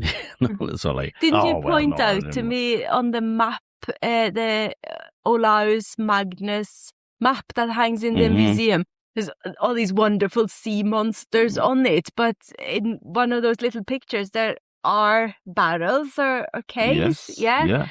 There is men playing pipes on the stern of a ship, which was believed to frighten away whales. But they're also throwing barrels over the side at them. So maybe that's what folk did. They needed to defend themselves. Because I read just recently somebody was saying, well, nobody knows why they were throwing barrels over the side. And I thought, well, I know exactly why they were. That was considered to be a way of distracting sea monsters from attacking you. And that map is full of sea monsters. Yeah, absolutely. And it dates to the 1500s kind of Armada time. 1539, I think it was. So bit before the Armada then. Yeah. But it's, it's the same story is being told there in pictures as what is being told with a Finn King. So, yeah, no, there was lots of wonderful little stories from Geordie Marwick, and the one which was picked up on by my old friend Terry Gunnell, who we've had on this podcast before as well, from the University of Iceland, was the story of Yggdrasil and the death of Bali, which is the sort of mixed up version of the death of Balder from Norse mythology. But of course, there is some debate as to whether or not this is an actual remembered, genuine, although garbled folk tale. Mythology that's been passed on as a folk tale, or whether it was just something that's been made up by Marwick. When you say made up, you suspect that they might have read it. So in the mid-1800s, when Marwick lived, that was, of course, in the Romantic period, and folk were very, very interested in Old Norse literature, and you had translations of Orkney saga and the Edda, Snorri Sturluson's works that had just been published in English or were being published during Geordie Marwick's lifetime. So it was a great interest. And in the 1870s, 80s, 90s, that's when folk in Shetland invented or reinvented Ophelia and started making all those Victorian-looking Viking costumes. So there's a craze for Vikings in Geordie Marwick's lifetime. So you could maybe start to suspect that this is something he's read because he did like to read. But then you and Terry investigated it, didn't you? Well, it was Terry that went into it because I felt myself greatly underqualified to enter into an argument with this. But Terry really kind of, believes in it. And it was passed on by a woman called Mrs. Norn. Yeah. He said, "Oh, that's just too good to be true, so that name." And I went, "No, there were Norns in Orkney." Annie Norn, she was taken to Hildeland by the Finnfolk. Yeah. But yeah, Norn was a name, and not a common surname in Orkney, but certainly there was quite a few around in that time, including ones in sort of Stromness area, the parish of Stromness. So it's possible that. Yes, so Terry, Gunnar, and you investigated the people that Geordie Marwick cites as his sources to this story and conclude that they were real people and they were uneducated and they're unlikely to have owned the books that were available in their lifetime that could have told them the story. No, I mean, the old lad, Robbie Peace, used to brag up that his wife, Annie Brodie, as she was, they were from Stronsey, said that she was a whole week in the school. Yeah. And so she, as far as he was concerned, was like a professor. Yeah. Because she'd spent a whole week in the school. But I mean, they were born in the 18th century. So. But back to the story then. So the story as we know it from Snorri Sturluson and from the poems of the Edda is that the Norse god Balder is killed by his blind brother and he's shot with mistletoe because that was the only plant that had not promised not to hurt him. Nobody thought of asking or didn't make the mistletoe promise because it looked so young and innocent, so they skipped it. And so he dies, Balder dies, and he has to go to the underworld, which is called, which is ruled by the goddess Hel. So it's like Christian Hel and Norse Hel are two different things, but Norse Hel is a goddess of the underworld. Only one L. Yes. And then the remaining gods send out a rescue party for him, and they try to travel to Hell. And the directions, if you ever want to travel and see Hell, you have to go northwards and downwards lies the road to Hell. And this is what they do in both versions of the story. But the fun thing about the Orkney version is that the Norse gods, Odin and Balder and Hermodr, have now got Orkney names, and they come from Harry and Bercy. So they set out from Harry and they travel northwards and downwards, so far north that they can see the branches of the great ash tree Yggdrasil that carries the world. And Snorri Sturluson, he seems to think that the branch that you can see is the Milky Way. It crosses the whole sky. But then they come to a bridge and they meet this old woman called Velja. And she says, like, stop there! Who's passing on my road? And they have to explain that they're going to Huli, it's called in the Orkney version, to get Bali back. So they have to get past her, and they have to get past a giant called Jot, which is the same as the Jotnar are the giants in Norse mythology too, so it's the same word.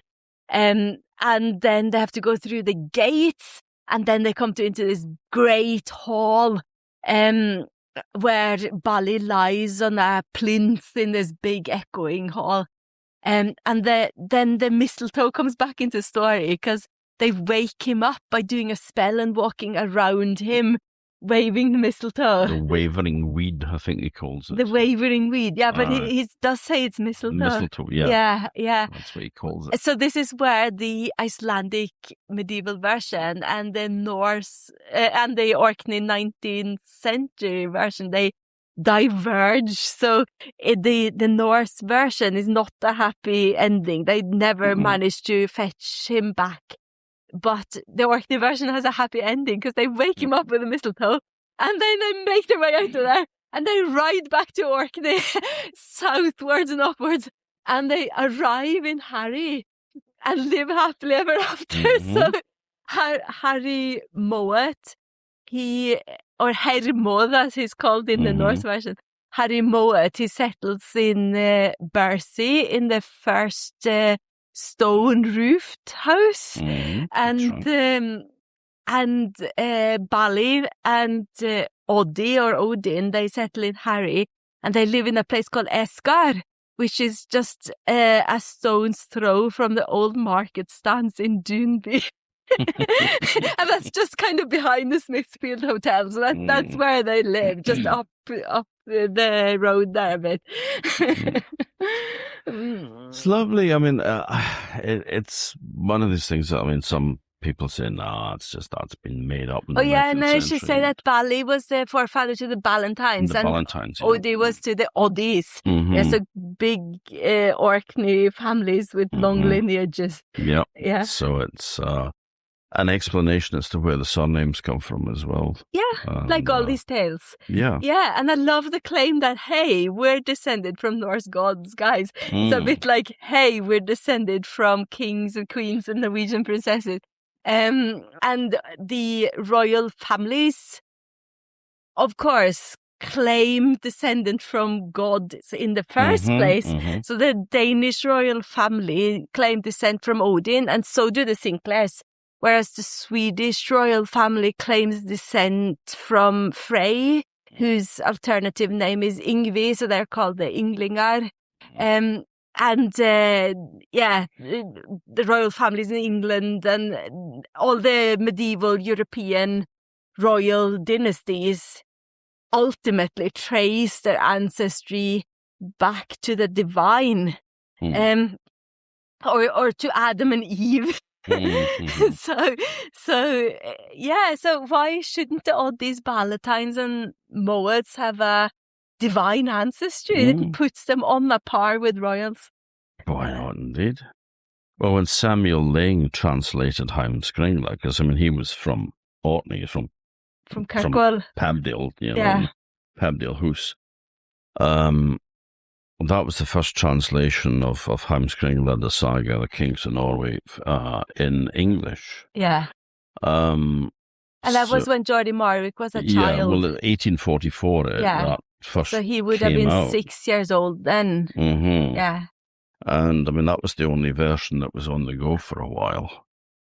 And I was going somewhere with that, and I've got a senior moment, so I can't remember what the hell this was. But I don't think the story of Balder is in that, though, because that's the story of the Norwegian kings in the Viking Age. There was a connection, but, God. I'm just getting old. My apologies, folks.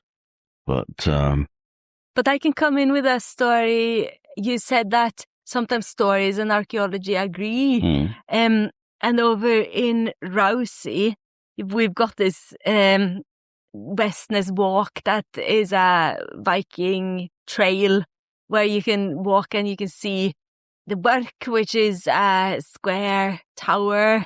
And then a bit further on, you get to Scale, where Yorkshire Archaeology Institute have found a Norse longhouse. And a bit further on, you get to Swandrow. And there's a Norse longhouse there too that was excavated by Sigrid Calland in the 70s. And then you get out a point that's called Mones.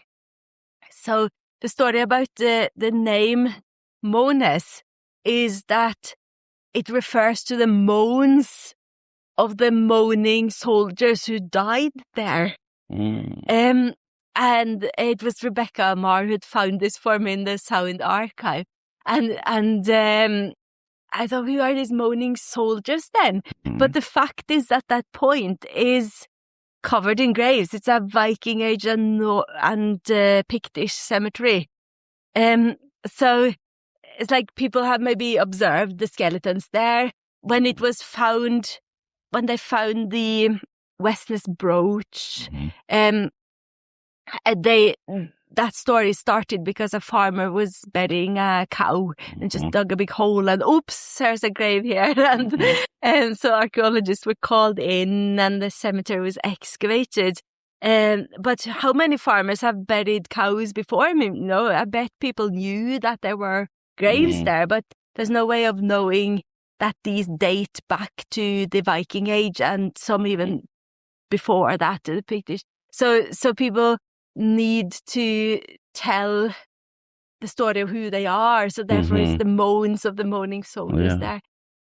I remember now what Oh yeah. about Samuel Ling. Yeah. When he translated Heimskringla, 1844, Queen Victoria claimed descent from Ragnhild Ljosland. Oh, did you know? Yeah. Because there's a fabulous book called The Victorians and the Vikings. The Vikings and the Victorians. Yeah. By Andrew Vaughan. Yeah. It was a lovely guy. I met him in Iceland once. Nice bloke. And it's, I mean, it was the thing to have a Viking ancestor then. Especially Ragnar Lodbrok, because he's so well known in England, because his sons were leading the great heathen army that fought their way around England, like Ivar the Boneless, one of them. Yeah. So King Ella got the first blood eagle carved on his back, because it was like, how can we kill this guy? He killed our dad. What's a really horrible way of killing him? Yeah. Oh, I know.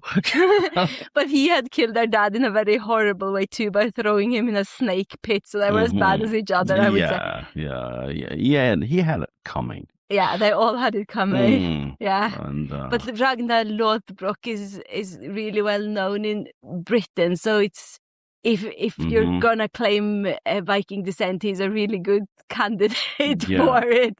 And we have an inscription here in Orkney in Maeshowe. Among all the stories about the treasure, it says that this mound is older than Lothbrok's. Yeah. I just love the kind of concept of the guys carving the runes in Maeshowe, and you think, wow, what mystical wisdom did they have to impart? It was like, I'm really good at writing runes. Yeah. And it's like, it's just like, sort of like, I carved these runes with a really cool axe. Yeah. It's sort of like Thorkel was here, Yeah. It's what you would expect for any bunch of kids. Yeah. With a bag of beer. But that's what in I a bus like. shelter. It's like you're listening to what they were saying at the time. It's like these casual inscriptions I find so much more fascinating than the formal inscriptions that say, Svein, son of Askel, carved these runes in memory of Thorgerd, their mother. Yeah.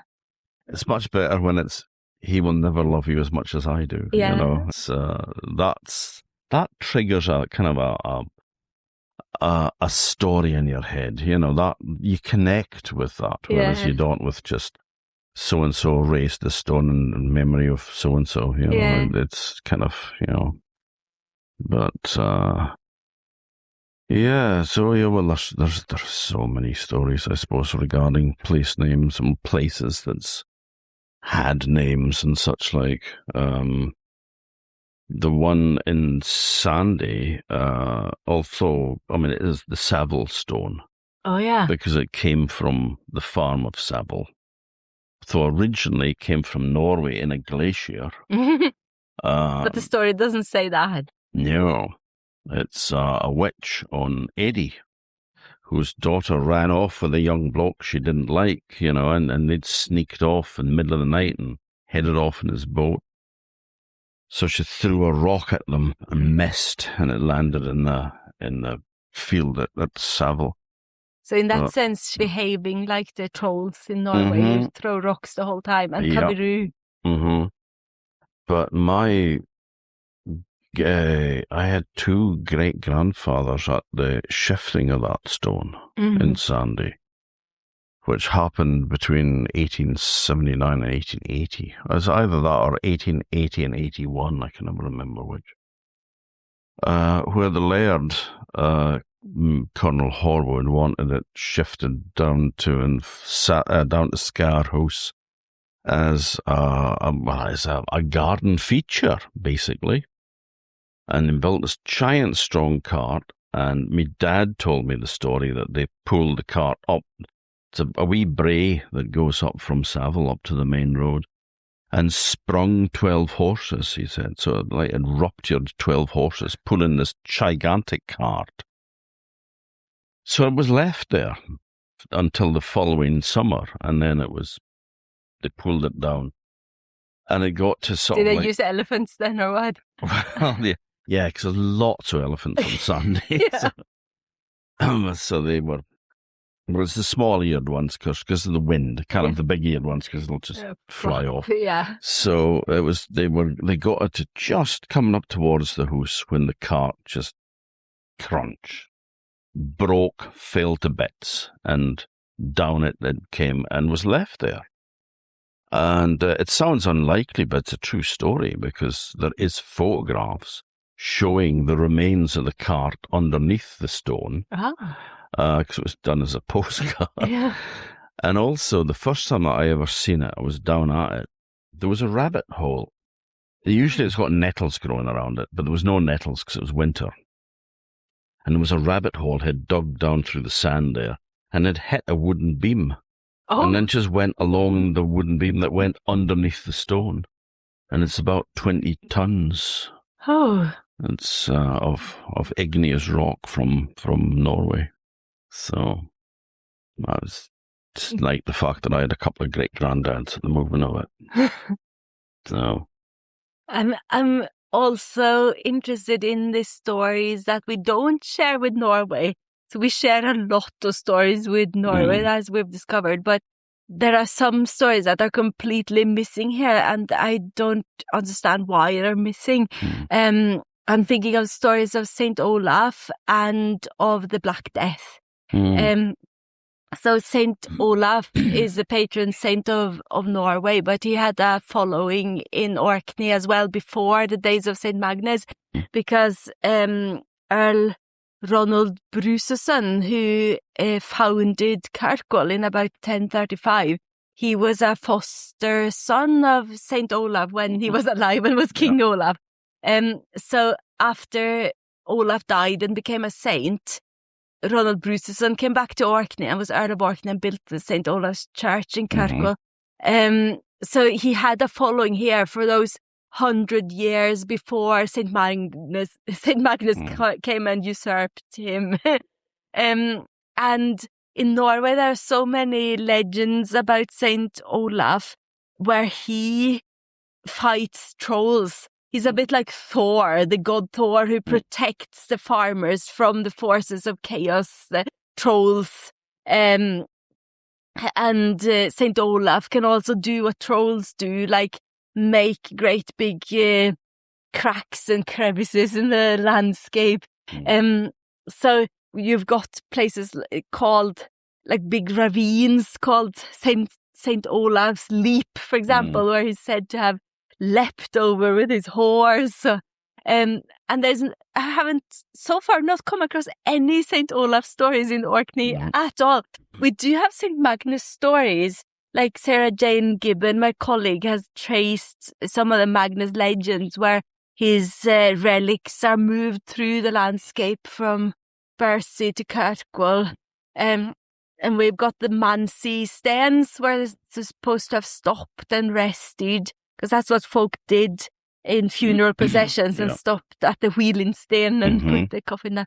So but Olaf is missing. He's been gone. So maybe he's overshadowed by Saint Magnus, or possibly, yeah. That kind of would be an explanation from it, right enough. There is a little legend about Saint Magnus which I hadn't forgotten about, but I didn't have a copy of it. Because Walter Trell Dennison had written a verse around it, but it was based on an old belief. And I had a copy. I gave it to Jenny. And then I went into the museum a wee while back and had a wee look for it, knowing where it was, and it wasn't there. So I have no idea. So I got Jenny to scan it and send it back to me again. But the story goes that on the spot where Magnus was killed, his blood soaked the ground and the daisies that grew on it, and that there was a rose, a beautiful red rose that had no thorns, grew on that spot, but only on Christmas Day, and it had healing properties. And it was called the Rose of St. Mans. Oh, yes. So that's just a little aside. Yeah, but, beautiful. Yeah. And the other big thing that I'm missing are the Black Death legends. Yeah. I'm not sure how affected Orkney was. Very badly. Yeah. With all those ships coming in, and we're so short a sailing distance from more urban places that could easily have brought the plague over. Yeah, it's said that the plague reached Orkney in 1349, which was the same. That was when it reached Norway. And Iceland and Faroes as well, the same year. Iceland is a bit more protected because it takes so long to sail there, so people kind of develop symptoms before they reach the destination. But it did affect it quite severely, because in Willie Thompson's research on the earldom rents, it changes over that kind of 100 or 200 years or 150 years after the Black Death. Before that, it was all the rent was paid in crops, in barley or bear. And then after that, the rents were paid in cattle, because they had moved over from a kind of cereal-based farming economy to an animal-based one, because rearing animals takes less people than growing, having to plough and plant seeds and harvest a crop. It's labour intensive. Could it be to do with climate as well, though? Because the Middle Ages were warmer, and then when you come to the end of the Middle Ages, there's a cool period. Well, certainly in the 1600s, it cooled down extremely, because that's when you start getting famine here. Yeah. And that's when with the Harryman's graves and such like. And ministers recording burying people where they found them lying dead in the fields. So, but yeah, it did seem to be quite, it did, the Black Death did make a huge impact in Orkney on the numbers. Yeah. So in Norway, the Black Death legends are often naming legends. And there's one I remember because it's got the same name as me, and it's a place called Ragnhild's Rock where the story is that a young girl called Ragnhild had been sent up in the hills because they did that with young girls. They were supposed to look after the cattle on their summer grazing. Mm-hmm. And then meanwhile, the people who are down in the valley in the main farmsteads are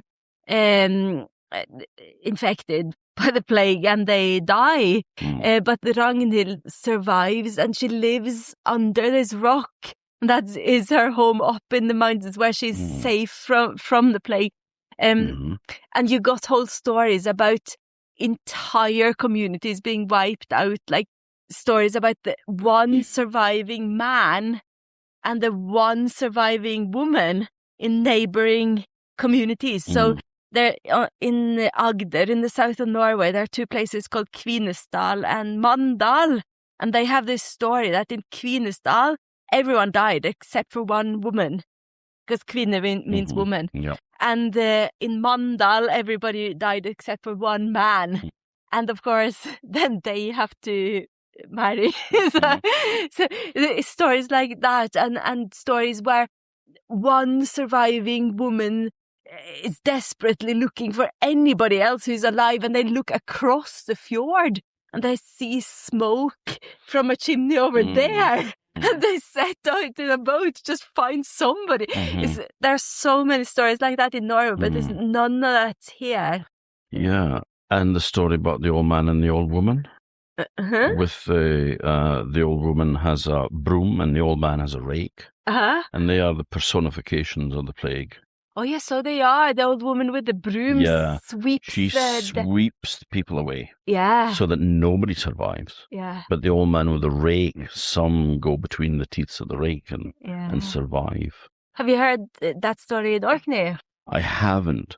But funnily enough, I heard it a couple of months ago or something from our friend Shona Lee Cumbers, who is a Jewish story. Oh, yeah. And it was the same thing. It was the old woman and the man with the rake and the brush. Yeah. So possibly a connection somewhere there. So you would think that the Black Death is such a collective trauma that it will be remembered and passed on, but it hasn't here. Maybe it's that cultural disconnect between, like, we lost the language, Norn and everything, so maybe it's just been forgotten and lost in that cultural and language shift. I don't know. Yeah, it's possible that it may have fallen between the cracks in the language. Yeah. But is there anything else you want to say? We will talk about your time traveling. Oh, yeah. You do a bit of that as well. Yep. But is there anything else with names on that you would like to? I think we've covered it pretty well. If we talk any longer now, people will have no cause to read the book.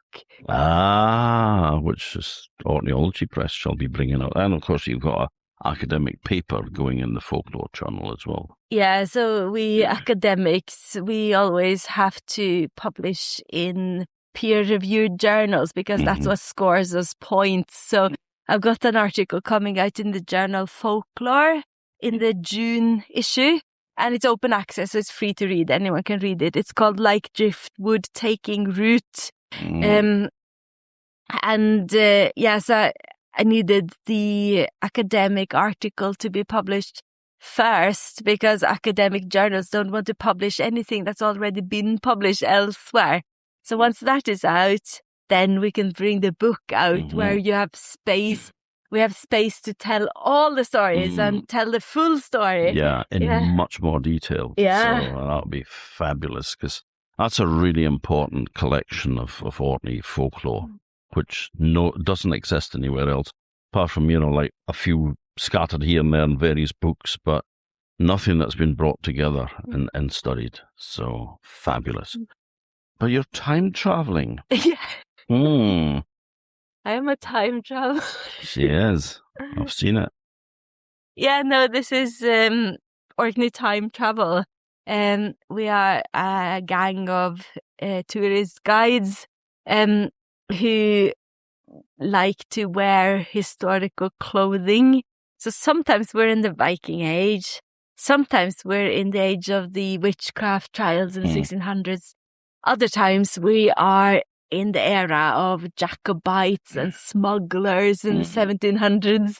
So we have lots of costumes, and we change between these persona that we've developed. One of my favorites currently is Mrs. Jean Borwick, wife of Robert Borwick, who lived in a house in Kirkwall that my husband and I now own. It's a really old house built around 1803.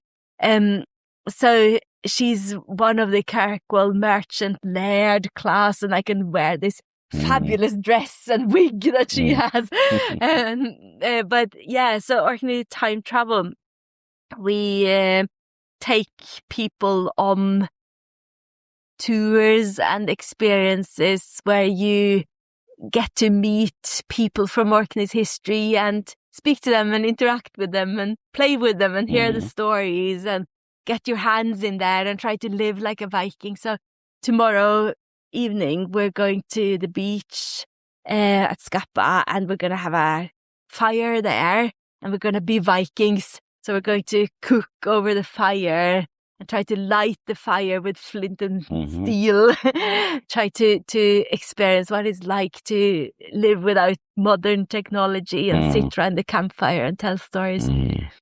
It is fabulous, because I used to be a storyteller in residence at Storholmen Viking village in Sweden.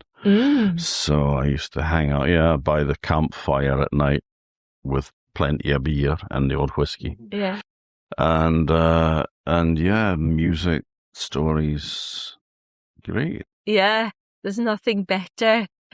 Yeah, so we do this throughout the summer, and anybody can get a ticket and come along if you want time travel. And I mean, what better way when you're coming to visit Orkney, or if you live here, what better way of learning about the past than to really join in and, I mean... live it. Yeah, because I understood the Viking Age before I went to Storholmen. But then when you actually see things being used, there's something that just makes a connection in your brain that you go, oh yeah, of course, that's how you do it. Yeah. You know, like loom weights. Well, I'm used to seeing those from an archaeological context, and in the museum, you know, we'd put them on display, but there they are in use, you know. So it's a fabulous way of learning, and it's a fun way of learning as well. So it's educational, entertaining, and I highly recommend it. And it comes back to where I started about the direct connection with the people, listening to people's voices from the past. When I become Jean Borwick, then I get under her skin and I get to know her. It's a very personal friendship that I have with her. I know where her grave is in the St. Magnus Cathedral Kirkyard, and I can come and look at her gravestone and speak to her, but I can try to really feel what it's like to be her. And she's upper class. But at other times, I'm a very, very poor person who's been put on trial for witchcraft trials. And then you feel what it's like with her, and you just develop this empathy and this bond with people from the past by knowing them personally. Fabulous. And like I said, what better way to learn and be educated than by having a bit of fun and yeah, having fun is the main thing, really. Absolutely, that's what people have been wanting to do throughout history. Everybody wanted to sit by the fire and have a laugh at night. Yeah, yeah. So. Have a song and sing the song of the enchantresses. Yeah, absolutely. Oh, there's nothing like weaving guts on a loom of spears and all that to get a really good jolly old sing song. Raggie, thank you so much for giving so much of your time tonight. I have thoroughly enjoyed this, and I'm sure that the folk out there as well will be exactly the same. Thank you for coming. Oh, thank you for inviting me. It's been really good fun. It's been an absolute pleasure. And so, folks, I guess we'll see you the next time that the moon's fat. Good night. Yay.